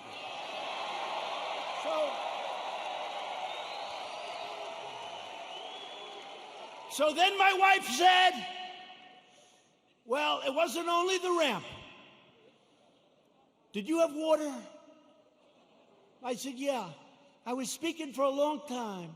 I didn't want to drink it, but I wanted to wet my lips a little bit. You know, you're working hard up there with the sun pouring down on you. I love this location. The sun's like this. This way they save on lighting, right? That's why they did it probably. So what happens is I said, what does it have to do with water? They said, you couldn't lift your hand up to your mouth with water. I said, I just saluted 600 times like this. And this was before I saluted. So what's the problem? She said, well, I know what you did. You had on a very good red tie that's a sort of expensive. It's silk because they look better. They have a better sheen to them. And I don't want to get water on the tie. And I don't want to drink much. So I lifted up the water. I see we have a little glass of water. Where the hell did this water come from? Right? Where did it come from? And I looked down on my tie, because I've done it. I've taken water, and it spills down into your tie. It doesn't look good for a long time. And frankly, the tie is never the same. So I put it up to my lip, and then I say, because I don't want it to, just in case. And they gave me another disease. They gave me another disease.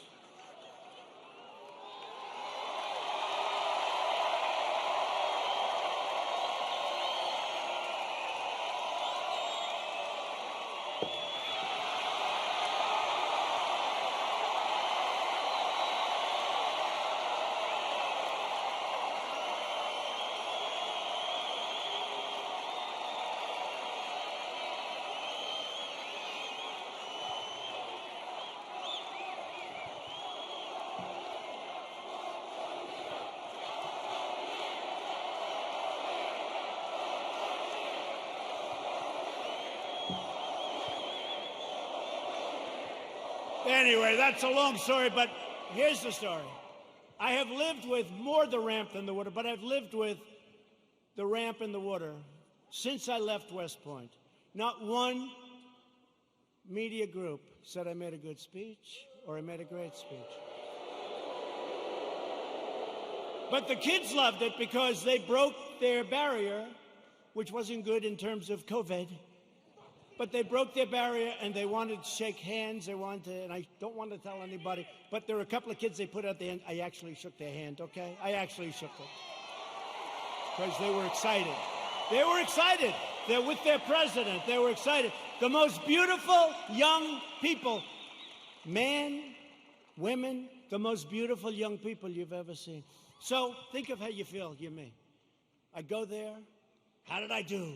Sir, that was a great speech. You know, all my people, sir, that was one of your best. That was great. I said, that's great. I agree. It was a good speech. I like that speech. They don't mention the speech, but they have me going down this ramp at an inch at a time. It's so unfair. It really is. So unfair. They are among the most dishonest people anywhere on earth. They're bad people. Bad people. Okay, that's enough of that. I wanted to tell that story. Does everybody understand that story? The left-wing anarchists tore down a statue of Thomas Jefferson. Now we're getting into the real stuff. They decapitated a statue of Christopher Columbus, except in New York when the Italians surrounded it. They didn't have too much of a chance. Those Italians, I love the Italians. They heard they were going to rip down their beautiful Christopher Columbus, and all of a sudden they circled that thing. They didn't do too well in hurting Christopher, did they? Thank you to our Italian population. We're very proud of you, right? 2 days ago, leftist radicals in Portland, Oregon, ripped down a statue of George Washington and wrapped it in an American flag and set the American flag on fire. Democrat, all Democrat. Everything I tell you is Democrat. And you know, we ought to do something, Mr. Senators. We have two great senators. We ought to come up with legislation that if you burn the American flag, you go to jail for 1 year. 1 year.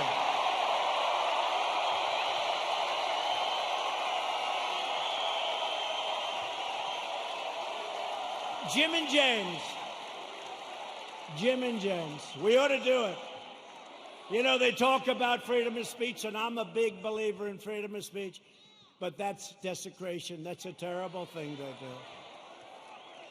We used to have things. We don't have them anymore because we want to be so open, so everything, and look what happens. We should have legislation that if somebody wants to burn the American flag and stomp on it, but just burn it, they go to jail for 1 year, okay?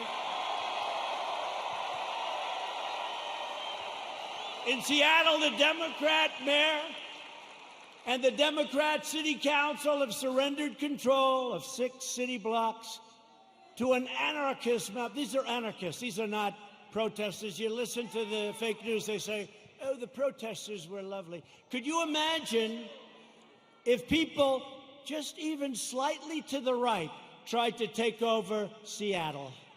They'd have machine guns out to get them. But these people can take over the city. Look at what they've done to business people that have spent years and years building their business, and now they're wiped out. Take it away.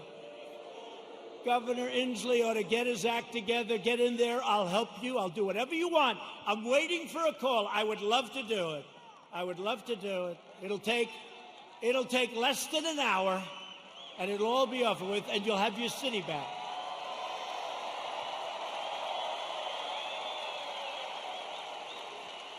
And yet Biden remains silent in his basement in the face of this brutal assault on our nation and the values of our nation.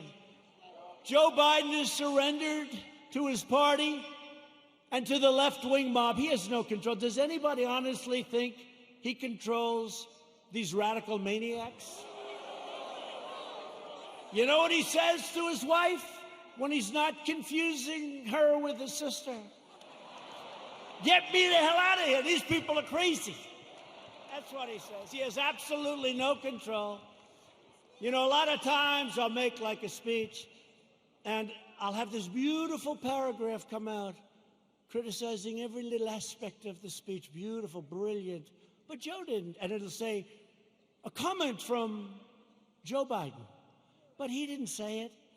Professional people, great students in English lit, people that are very smart say it. Joe Biden said, and they'll go into this highly complex paragraph, beautifully worded, and I say, Joe didn't say that. Joe doesn't even understand it.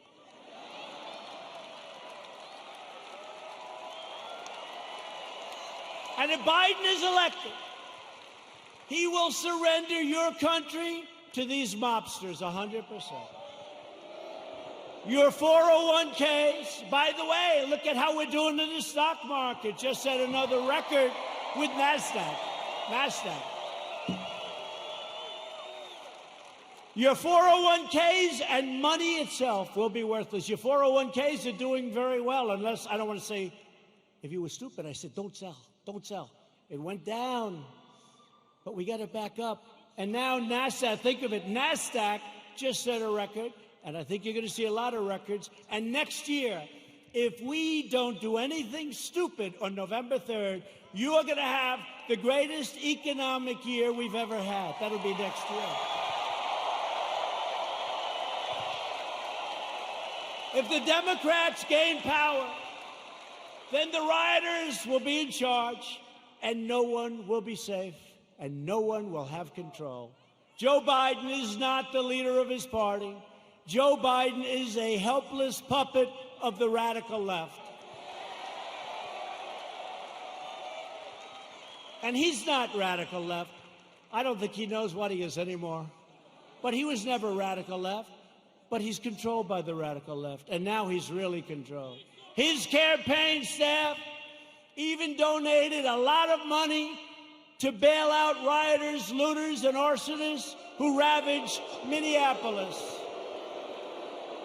They bailed them out. They put up a lot of money to bail them out, the rioters, the looters. And they were the arsonists. So they'll say, oh, it's terrible what he says about the people of our nation. Maybe some of them aren't even from our nation. The left is trying to do everything they can to stop us. Every hour of every day, including even violence and mayhem, they'll do anything they can to stop us. Look what happened tonight. Look at what happened tonight. Law enforcement said, sir, they can't be outside. It's too dangerous.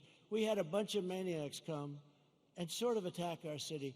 The mayor and the governor did a great job, but they were very violent people.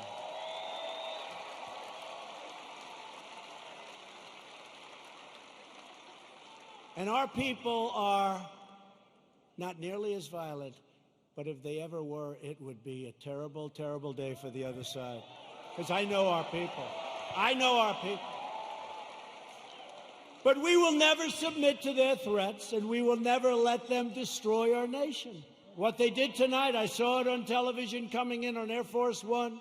One thing about Air Force One, we got plenty of televisions. We have televisions in closets. You open up the closet, got a television. We got a lot of televisions. It's a great plane, great everything. By the way, we ordered new ones. No president wanted to do it. They thought it was luxury. I said, wait a minute. Air Force One is 31 years old. People don't realize that. So I said, they gave me a chart very early in my administration, like, how about the first week? Sir, would you sign for this plane? Now, it's actually two planes. Would you sign for this plane? Air Force One. I said, how old is the original or the one we have now? Sir, it's 31, 32 years. And I'd see people coming in from foreign lands that can't compete with us. Rich countries, but they can't compete with you. And they have a brand new, beautiful 747-800, 747. And I said, wait a minute, that country has new and we have a 31-year, so somebody had to do it. So the deal was made, and it was made for a lot of money. I think it was $5.7 or $5.6 billion. Now, in all fairness, it's two planes, and there's a lot of stuff in those planes. I won't talk to you about it. So I told Boeing, the head of Boeing, they said, sir, please, would like to get started on the planes. I said, I do too, but I'm not paying $5.6 billion. And I'm not paying $4.6 billion. I said, it has to have a 3 on the front of it. I mean, that's a hell of a lot of money too, but it is a rather complex situation. They said, no way. No way. This was before Boeing had problems, by the way. But Boeing's coming back. They're coming back. The greatest company in the world, and it had some big problems. It had a couple of problems that didn't work out. That was terrible. But the greatest, I think before that, it was the greatest company in the world. It made up 1/4 of a point of our GDP. Think how big that is, one company. It was an unbelievable machine. And then they made a plane, and they did some foolish things, and a terrible thing happened, and all of a sudden, they've gone through hell. But you know what? They're coming back. We're ready to help them if they need it, but they're coming back, and they're coming back strong.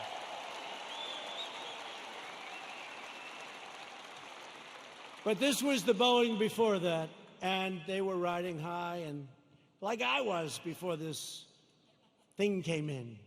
But we're still riding high because you know what? On November 3rd, we're going to win. We're going to win.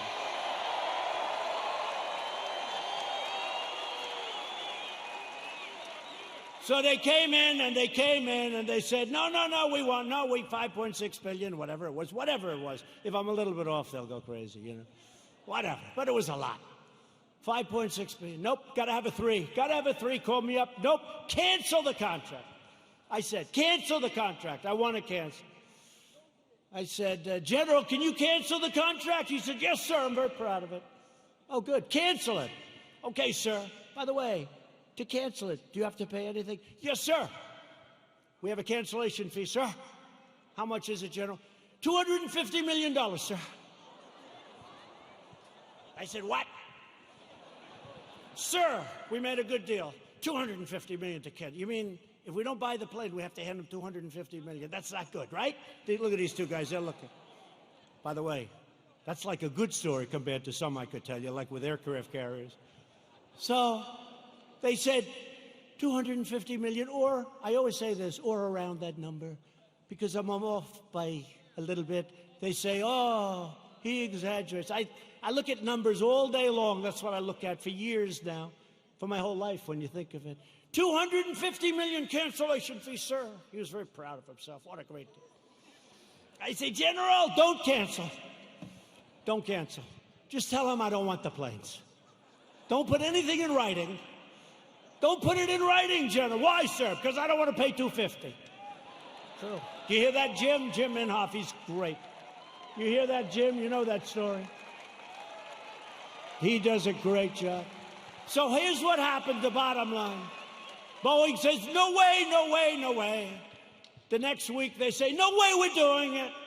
The next week they said, how about $5 billion? I said, no way, no way.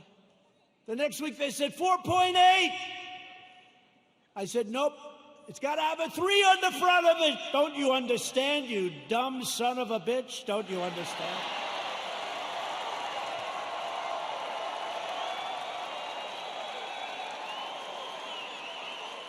I turned out to be right, you know. Turned out to be right. Nobody gets that. No, got to have a 3. Next day, they come back. 4.5 is our best offer. Nope, I'm not doing it. I'm not doing it. Come back when you're ready. A month goes by, another month, they never heard about it. They never heard from me. They thought I was serious. I was. And they came back at $4 billion. That's a lot of money. But I saved like $1.6 billion or $1.7 billion. Nobody wants to talk about it. Nobody wants to talk about it. When I get foreign nations to pay us billions and billions of dollars, nobody wants to talk about that. When I take soldiers out of countries because they're not treating us properly, Germany is an example. I mean, I have a German heritage, like some of you. I said, let's get it down from 50,000 to 25,000 because they're delinquent. For many years, they're delinquent. They haven't been paying what they're supposed to be paying. They're paying 1% instead of 2%, and 2% is a very low number. And they say, yes, we think by 2030, maybe 2032, we could get current. I said, no, Angela. Angela, please. Don't say that, Angela. It's true. You know who I'm talking about. Nice, by the way, very nice woman, very good negotiator. I said, Angela, that's a long time. This was in 2019. She said 2032. I said, no, Angela, that's not working. But I said, what about, because now they want to get current, but I said, well, what about the last 25 years, all the money you owe us? Everybody forgot about that. They forget about all the money that wasn't paid. I said, what about the $1 trillion that you really owe? So we're negotiating, let's see. But in the meantime, we're reducing our troops. Remember this, remember this. We're supposed to protect Germany from Russia. But Germany is paying Russia billions of dollars for energy coming from a pipeline, brand new pipeline. So they pay the country we're supposed to protect them from. They pay billions of dollars to that country. We're supposed to protect them. Excuse me, how does that work? How does that work?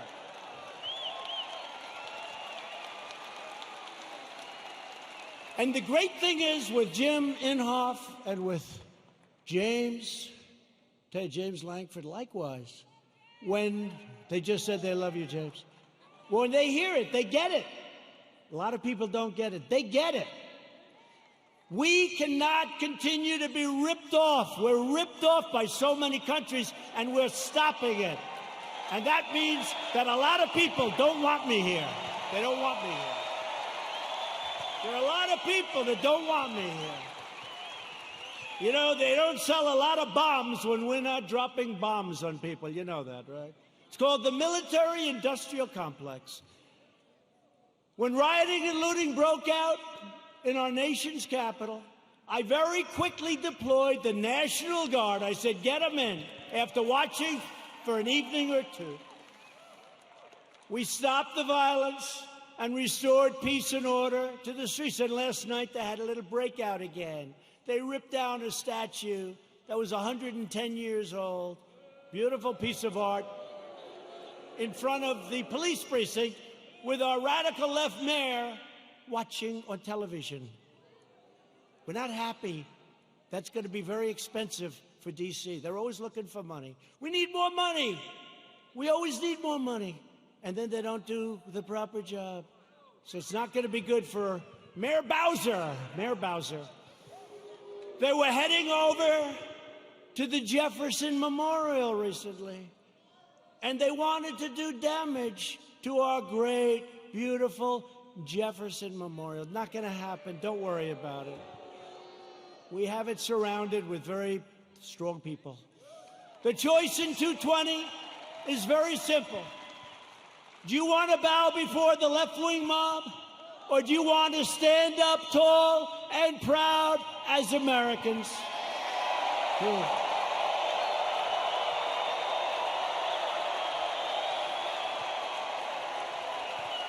And explain this to the NFL. I like the NFL.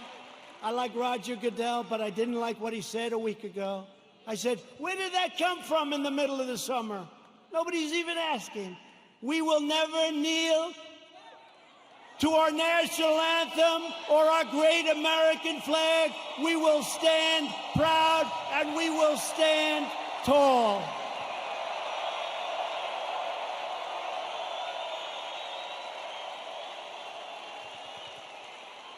I thought we won that battle with the NFL.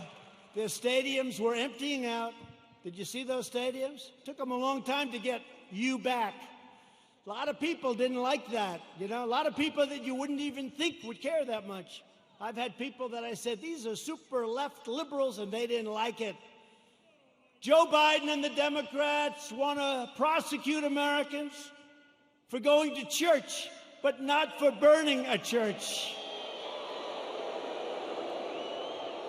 They believe you can riot, vandalize, and destroy, but you cannot attend a peaceful pro-America rally. They want to punish your thought, but not their violent crimes. They want to abolish bail, abolish and open up your borders. They want open borders, let everyone, and by the way, we're doing so well. We have a record this month on the borders. Nobody's coming in. Very few people. And they want to abolish ICE, our great people from ICE who send the roughest, toughest, meanest people that you've ever seen or ever heard. Generally speaking, when they have lots of tattoos on their face, they're not looking to do you much help. ICE, they're rough guys, they're rough, they're great Americans, they love, but they'll walk into, they call them a pack. They'll walk into a pack of tough MS-13 gang members. And you know, we shouldn't say this, it's not nice.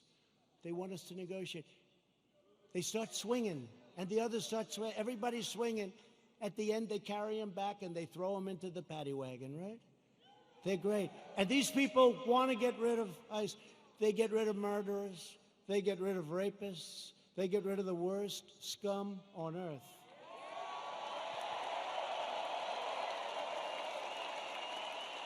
And when I called them animals, I said they're animals. And Nancy Pelosi, they cut up a young woman. They cut up a young woman, and her friend cut him up with a knife because it was more painful, dead. Cut him up with a knife because it's more painful, takes longer than shooting a gun. They cut him up. I said, these are animals. And Nancy Pelosi said, these are human beings, they're not animals.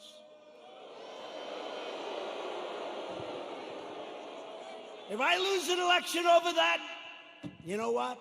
This country's in big trouble. Big trouble. They want to disarm law-abiding citizens and dismantle our police forces while freeing vicious MS-13 gang members.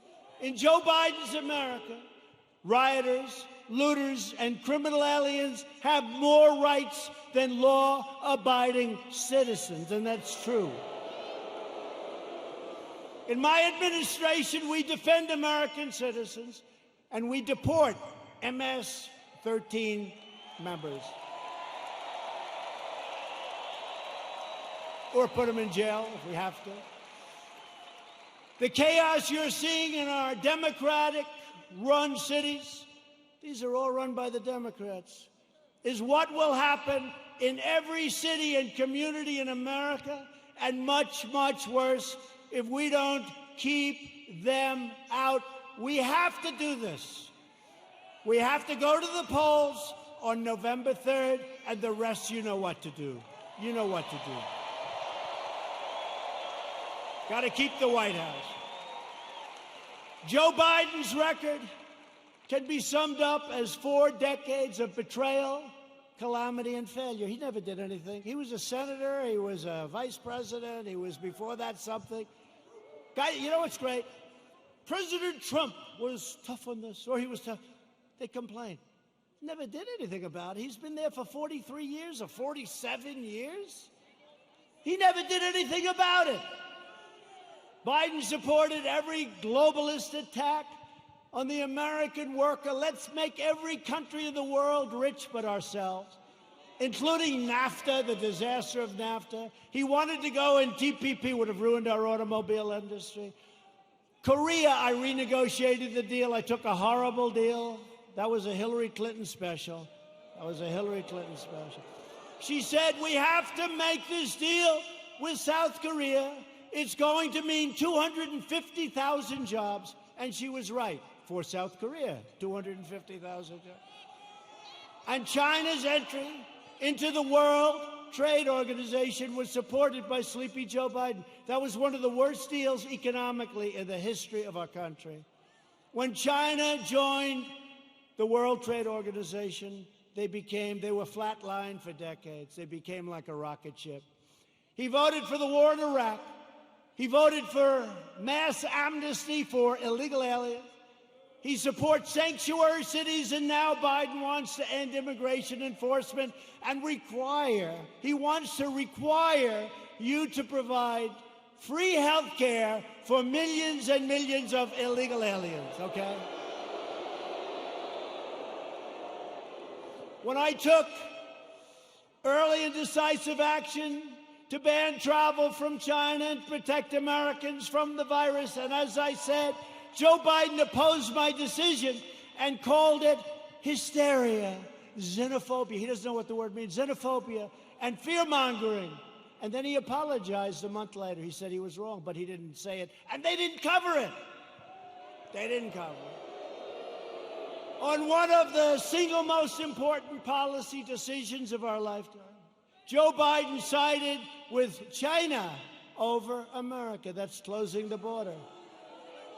He thought it was a terrible thing. Remember, this was in January. That's early, real early, the end of January. He thought it was a terrible thing when we closed the border to many people that were badly infected with COVID. When the chips are down, Biden will always cave to the radical left. He'll always bow to the angry mob, and he will never protect you or your family, and you know that. Joe Biden will always let you down. That's been his history. At my direction early this year, the heroes of the U.S. military took out the world's top terrorist, the savage killer and leader of ISIS, al-Baghdadi, and the #1 terrorist anywhere in the world, Qasem Soleimani. We took him out.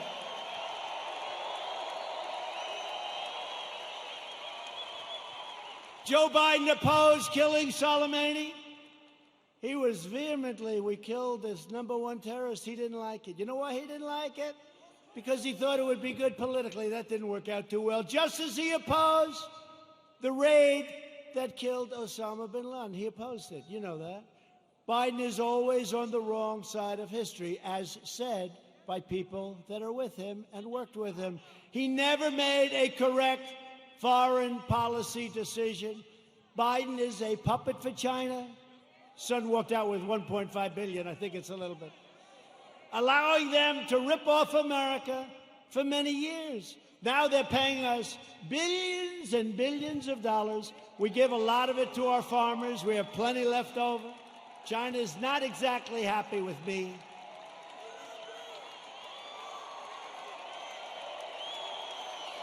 Billions.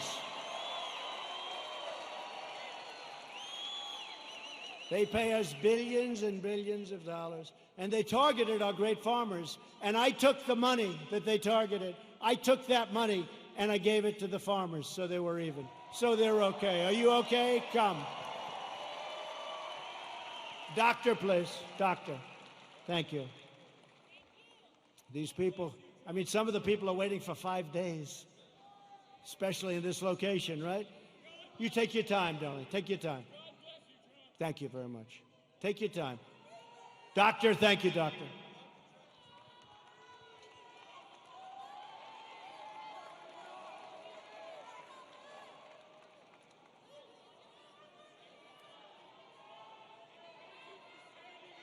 Thank you.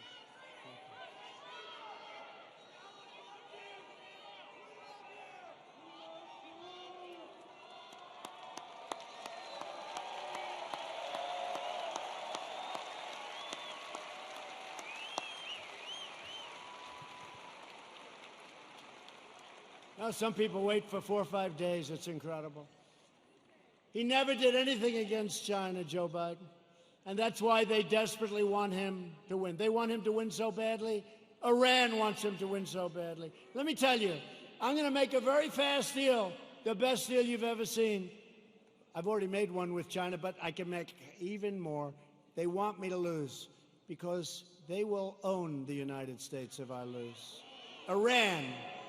President Obama gave them $150 billion for nothing.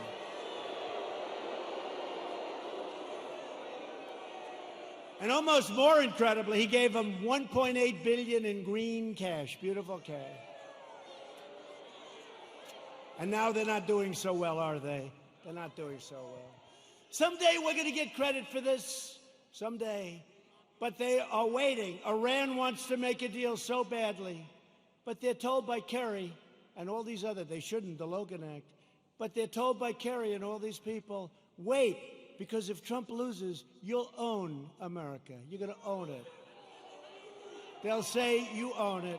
So I don't mind. I told them, we can wait. But when I win, you're going to pay a much higher price than if you made a deal. Now it's true. True. Told them. I told him. And look what happened to Biden in Ukraine, where his son's paid $83,000 a month and he was jobless. Give me a break. $83,000 a month, more than anybody. If Joe Biden were to become president, an emboldened left will launch a full-scale assault on American life. You know that. They'll expel anyone who disagrees with them. Look what happens when you disagree. You use a term that's perfect and they're not happy with it. They call you a racist. They call you a horrible person. They want to crush religious liberty. They don't want religion. Silence religious believers. Indoctrinate your children with hateful and vicious lies about our country. Subsidize late-term abortion and after-birth execution. They want to take away your guns through the repeal of your Second Amendment as sure as you're sitting there. In fact, he even put the big gun grabber, Beto O'Rourke, who made a fool out of himself when he ran for president, they put him in charge of guns. Lots of luck on your Second Amendment. Just remember I said it. Hopefully you won't have to think back about it too much, because it won't matter. Hopefully it won't matter. No, Beto O'Rourke, who wants to give up guns, is in charge of the Second Amendment. The Dems will also eliminate private health insurance, ban fracking, that's not good, and American energy will be in a position of weakness like it's never been before, and that's after we built the greatest energy country anywhere in the world by far. And they want to appoint Supreme Court justices who will utterly obliterate your Constitution. And you now see how important the Supreme Court is. Think if we didn't have two justices that I think have been very, very, very good. But think how important it is. Think how important it is. And we still, I guess it's, I don't know if it's an equal court. It's almost like we're a minority court, right? It's almost like we're a minority court. The recent Supreme Court cases prove that if Joe Biden is elected, he will stack the court with extremists and the forgotten men and women. Together with everyone else, we'll lose everything. The forgotten men and women. I campaigned on the forgotten. These are great people. These are substantial people. These are the elite. By the way, you're the elite. They're not the elite. You're the elite. They said, somebody 2 days ago said, sir, the elite are really working hard on trying to destroy you. I said, yeah. Why do you call them the elite? I said, why? Well, they're not elite. I look better than them. Much more handsome. Got better hair than they do.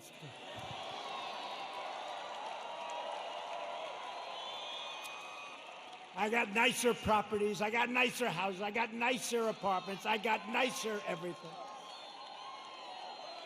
I ran for politics once, just once in my life, and I became president of the United States. Once.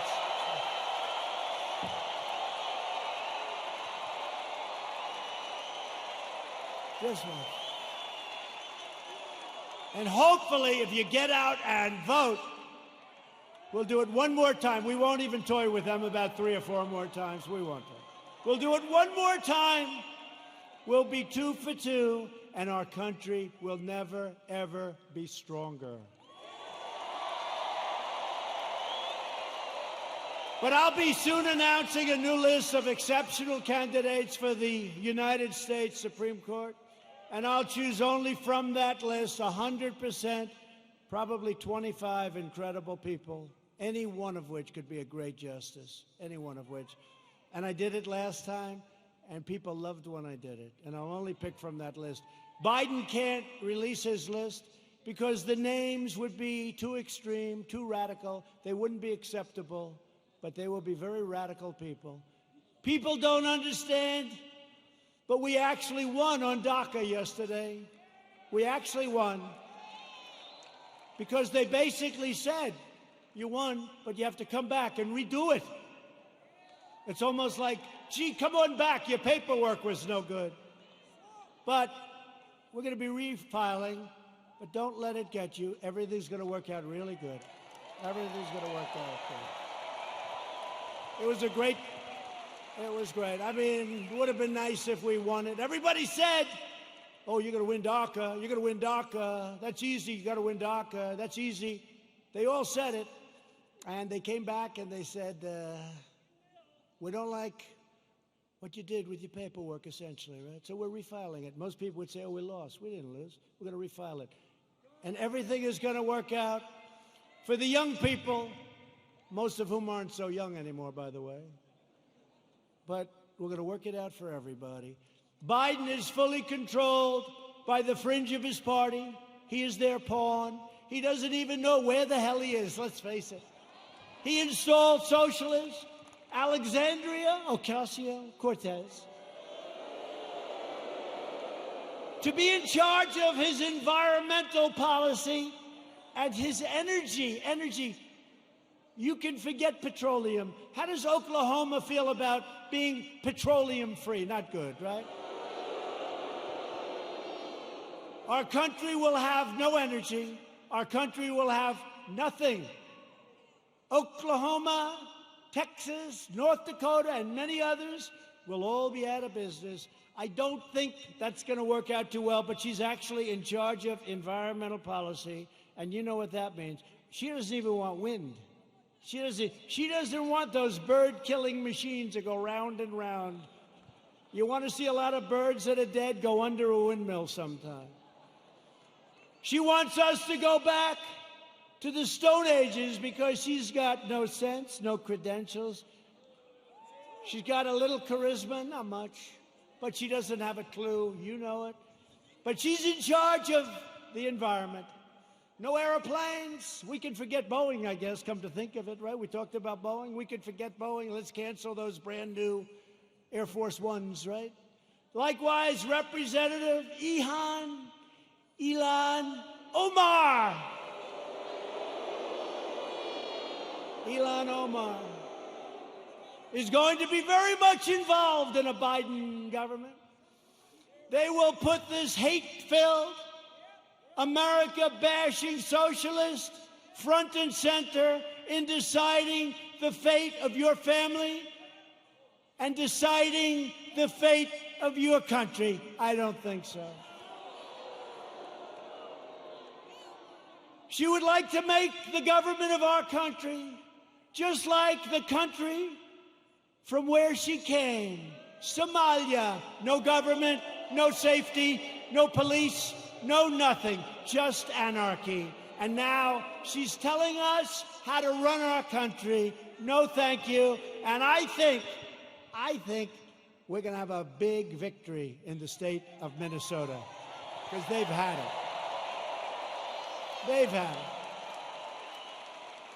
Biden is a very willing Trojan horse for socialism. When Biden first ran for president over 33 years ago, remember I used to call him 1% Joe. He never got more than 1%. Until Obama took him off the trash heap. But he blatantly copied the speech of a British politician, even ripping off the man's personal biography and family history and claiming it was his own. He forgot to say he was born in America. Joe Biden is a shameless hypocrite. Since 2003, he has delivered fawning eulogies to the funeral and at those funerals of 3 leading supporters of segregation, including a former member of the KKK. And yet Biden is now smearing as racist tens of millions of people like yourselves, decent, hardworking Americans who he's never met, and he frankly probably doesn't want to meet. America should not take lectures on racial justice from Joe Biden, Sleepy Joe. A man who praised and partnered with segregationists, shipped millions of black American jobs overseas, and everyone else's jobs too, by the way. If I didn't come along, we're building auto plants, we're building everything. And there's never been a comeback like we're making right now. Never been. He hollowed out our middle class, including our black middle class, with open borders, trapped young children in failing government schools, built cages. Those cages were built by Obama and Biden. Look it up, 2014. And the fake news doesn't want to remember the picture of a cage for children. Remember the picture of the cage? And they said, President Trump. And then they realized that was in a newspaper, 2014, the same. Built by Obama and Biden, the cages. And they don't want to report the way it is. They know the way it is. They're not stupid. They sent young boys to fight in Iraq while the inner cities crumbled, helped the big banks while hammering community leaders, and made our cities less safe and secure for all. They've done a terrible job, and they shouldn't be awarded. They should not get rewarded with an election victory on November 3rd. That shouldn't happen. It'll destroy this country. Our country will be destroyed. We've all worked too hard. They don't know what the hell they're doing. Some do, actually, but in a very sinister way. Virtually every policy that has hurt black Americans for half a century, Joe Biden has supported or enacted. I've done more for the black community in 4 years than Joe Biden has done in 47 years.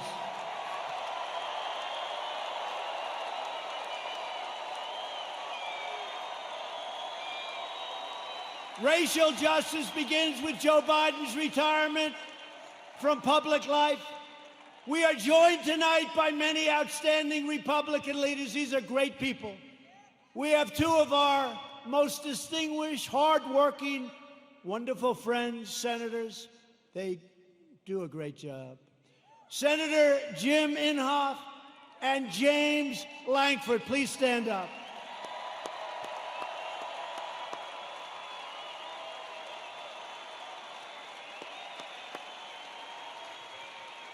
Two very respected, I will tell you, two very respected people in Washington. They're respected by everybody. They do some job, and I'd have you come up, but you can relax. I will say this. Jim is running on November 3rd. Jim Inhofe. He's running on November 3rd. I don't even know. Does he, hey, James, does he have any competition? Is somebody actually running against? There's no competition that he's got. I know he's got James's support. He's got my support. I give him 100% endorsement. Jim Inhofe. I give it to James, too, but he's not running this time. Thank you. Jim, great job. Thank you very much. What a great senator he is. Also here, there's a man who's respected by so many. He's a little bit right of the people we've been talking about tonight. Senator Tom Cotton of the great state of Arkansas.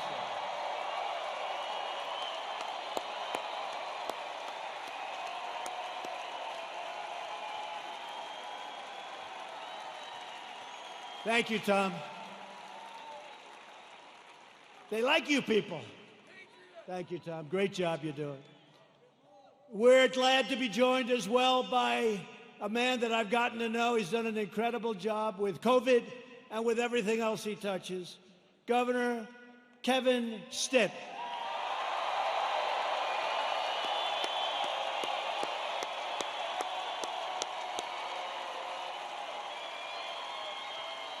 Thank you both. Thank you both for being here. Thank you. Lieutenant Governor Matt Pinnell. Thanks, Matt. Thanks, Matt. And Representatives Frank Lucas, Tom Cole, he's been here for a little while. He's done an incredible job.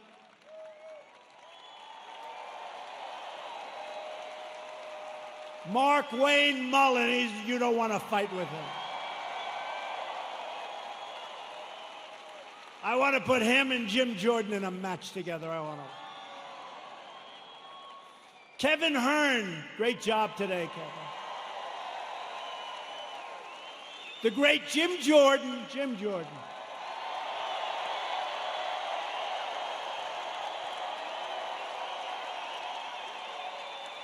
Elise Stefanik.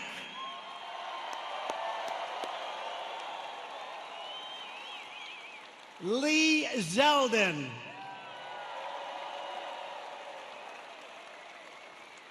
Tom Emmer. Tom, thank you. These are warriors, folks. These are great warriors. During the fake impeachment trial, I'll tell you what, there was nobody that could have done the job they've done. That includes the Senate and the House.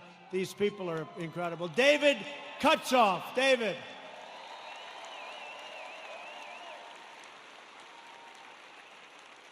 A great friend of mine, Debbie Lesko, Arizona. Great job, Debbie. Great job. And a man who's got very good genes, Greg Pence.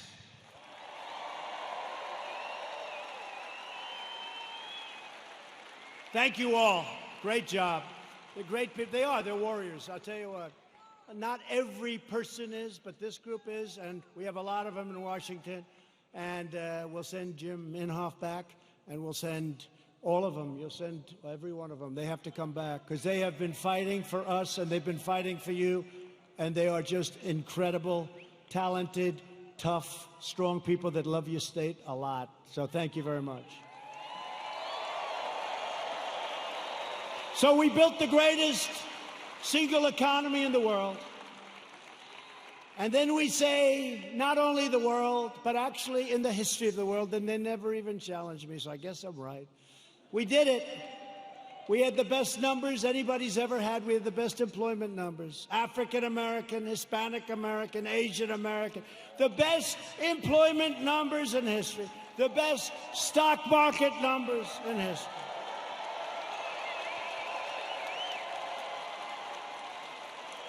We were the envy of the world. Everybody would come in to see me. Presidents, prime minister, kings, queens, and dictators. Dictators would even come in and say, congratulations on the economy. And then the plague came in, and now what we're doing is we're doing it again, and it's going fast. We have to have a lot of it done because people don't quite get it. We're doing record business. It's happening at a level and a speed that nobody can believe. 2 weeks ago, job numbers came in. The single biggest number in the history of our country. Last week, retail sales numbers came in. Retail sales, the single greatest number in the history of our country. So here's what's going to happen. Here's what's going to happen. They blame a president for anything. When you see looters, even though we put them down, if we didn't stop them, nobody would, because the other side will never stop them. But they always blame a president. Here's what's happening. We're going up, we're going up, we're going up, we're going to go up. Then we're going to hit October. We're going to be up.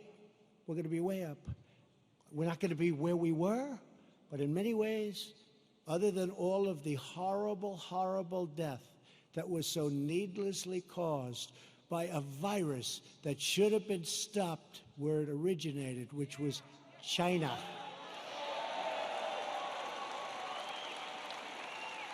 But we're going to go up, up, up, up, August, September, October.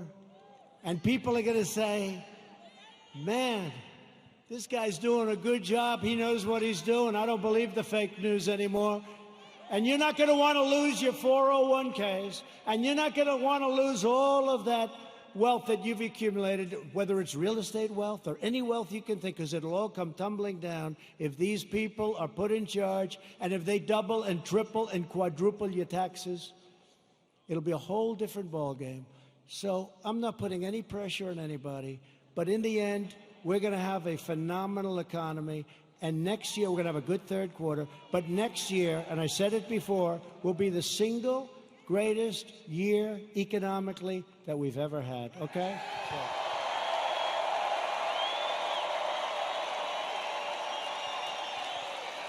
And if you see that happening, if you see it happening on November 3rd, you don't have the guts to vote against Trump. Even you don't have the guts to vote against Trump. Say, wait a minute, darling, my 401k is higher than it was the last time. I don't think I want to take a chance. You're not going to want to do that. The stock market has been the best. Think of this. Go back 1 week and go back 50 days. In that 50-day period, it's the strongest 50 days in the history of the stock market. Think of it.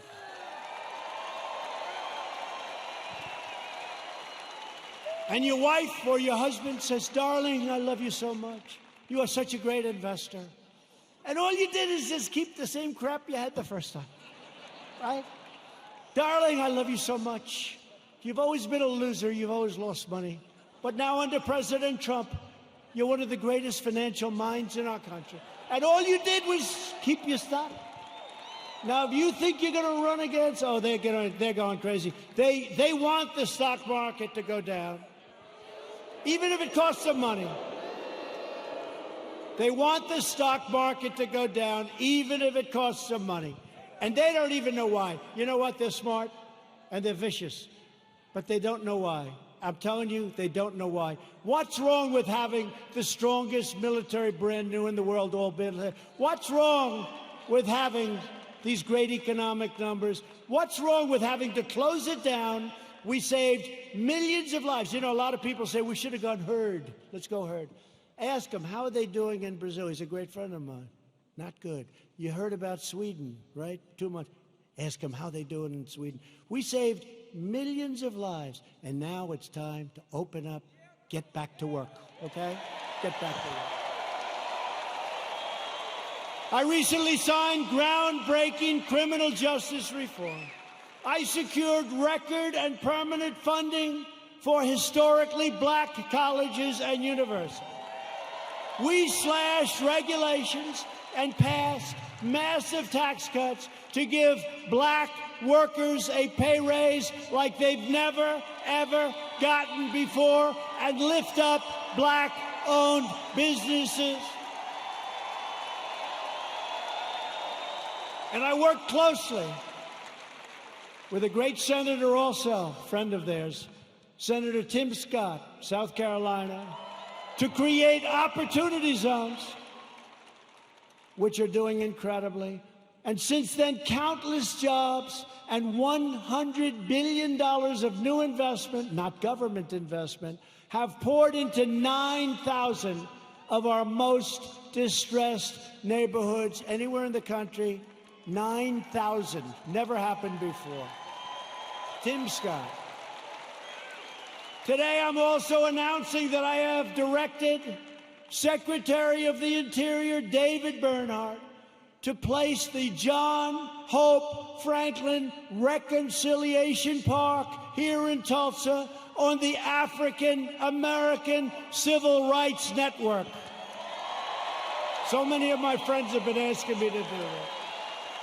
So many of my friends, including these great politicians.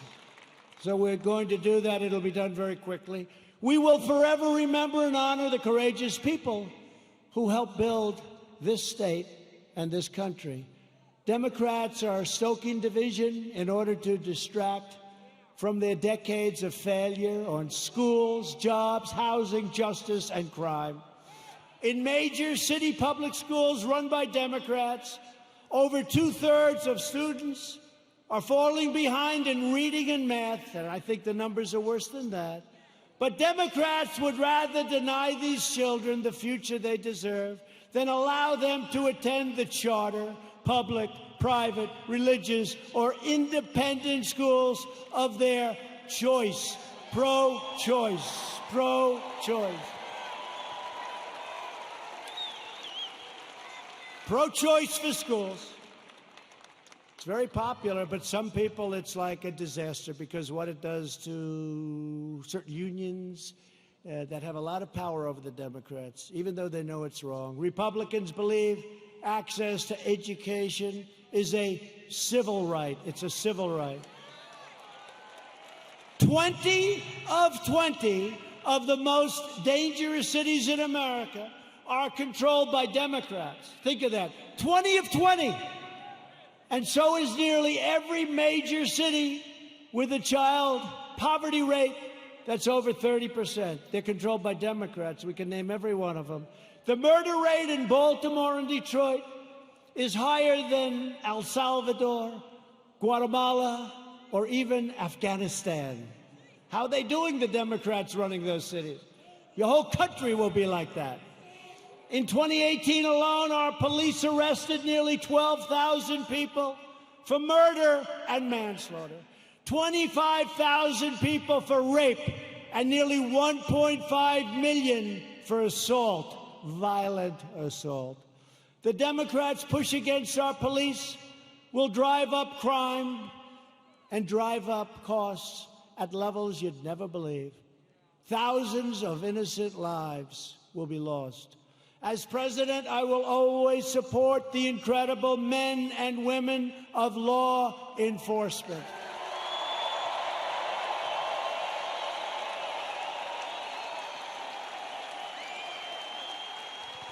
A vote for Republicans is a vote for better schools, better jobs, safer families, and stronger communities for all Americans. There is a limit to what we can together achieve with 4 more years. With your help, We will lift millions of our citizens from welfare to work, dependence to independence, and poverty to prosperity. That's what's happening. That's what's happening. And that was happening at a level that nobody ever thought they'd see. It was happening before this COVID came in. It was happening at a level that nobody believed possible.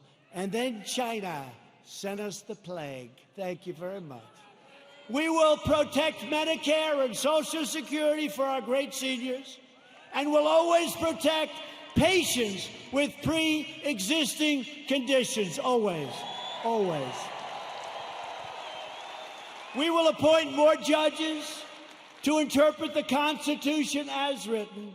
We will end deadly sanctuary cities. We will finish the wall, which has now 212 miles built and beautiful. 212 miles. That's a lot of miles. And let me tell you, you think that was an easy one? That was a tough one. That party was totally unified against building the wall. You know, in the end, they gave up. You know what happened? They realized it was a bad issue for them because these open borders, I love when they fight for open borders, because anybody that wants an open border coming in from rough areas, there's something wrong with those people. So did you notice in the end, it was like, just leave us alone, build your wall, just leave us alone. I said, thank you very much.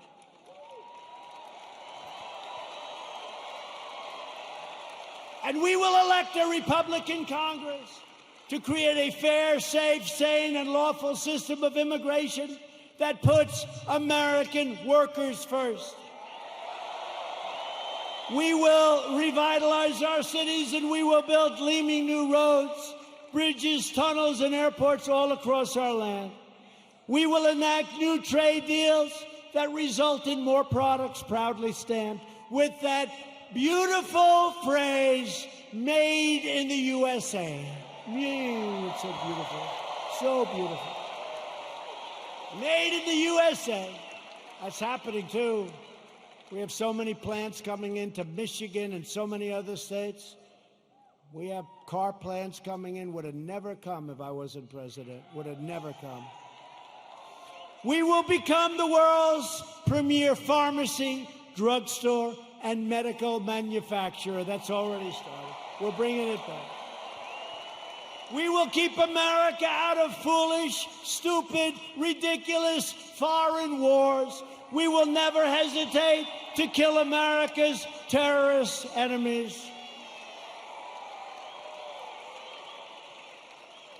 You know, when I took over, ISIS was all over the place. And I did something that I felt we should do. And we have now obliterated, we have now captured 100% of the ISIS caliphate. 100.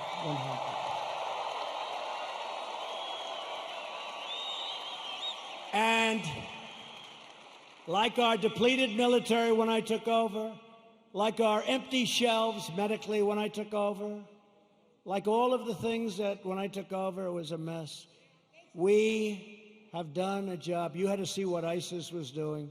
They were getting bigger, bigger, bigger, bigger, bigger. I came in smaller, smaller, smaller. Sir, we've just taken 100%.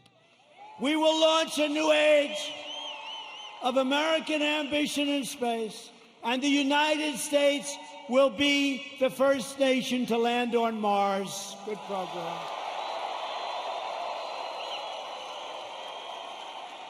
You saw the beautiful rocket 3 weeks ago go up. Beautiful. We will defend privacy, free thought, free speech, religious liberty, and the right to keep and bear arms.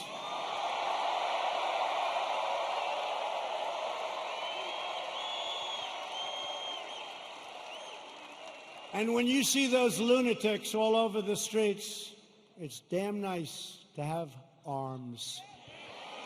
Damn nice. Interesting how all of a sudden people understand it, right? You couldn't sell it. Now people understand it. The right to keep and bear arms will protect your Second Amendment. Above all, we will never stop fighting for the sacred values that bind us together as one America. We will support, protect, and defend the Constitution of the United States. We uphold the principle of equal justice under the law. We believe in the dignity of work and the sanctity of life. We believe that faith and family, not government and bureaucracy, are the true American way.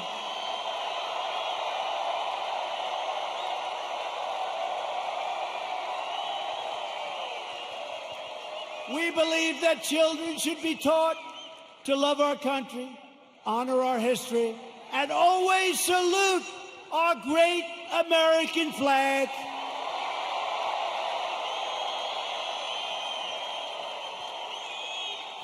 And we live by the words of our national motto, it will never change. In God we trust. We stand on the shoulders of American heroes who crossed the oceans, blazed the trails, settled the continent, tamed the wilderness, dug out the Panama Canal, laid down the railroads, revolutionized industries, won 2 world wars, defeated fascism and communism, and made America the single greatest nation in the history of the world, and we are making it greater and greater every single day.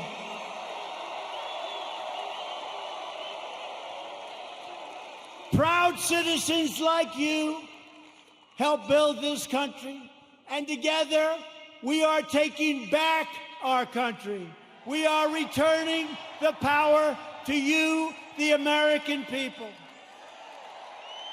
With your help, your devotion, and your drive, we are going to keep on working. We are going to keep on fighting, and we are going to keep on winning, winning, winning.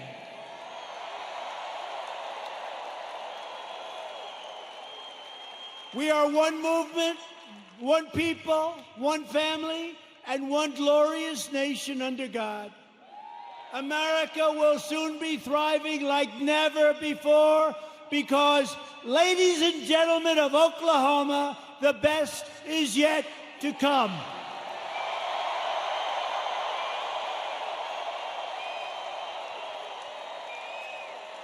Together we will make America wealthy again. We will make America strong again. We will make America proud again. We will make America safe again. And we will make America great again. Thank you. Thank you, Oklahoma. Thank you.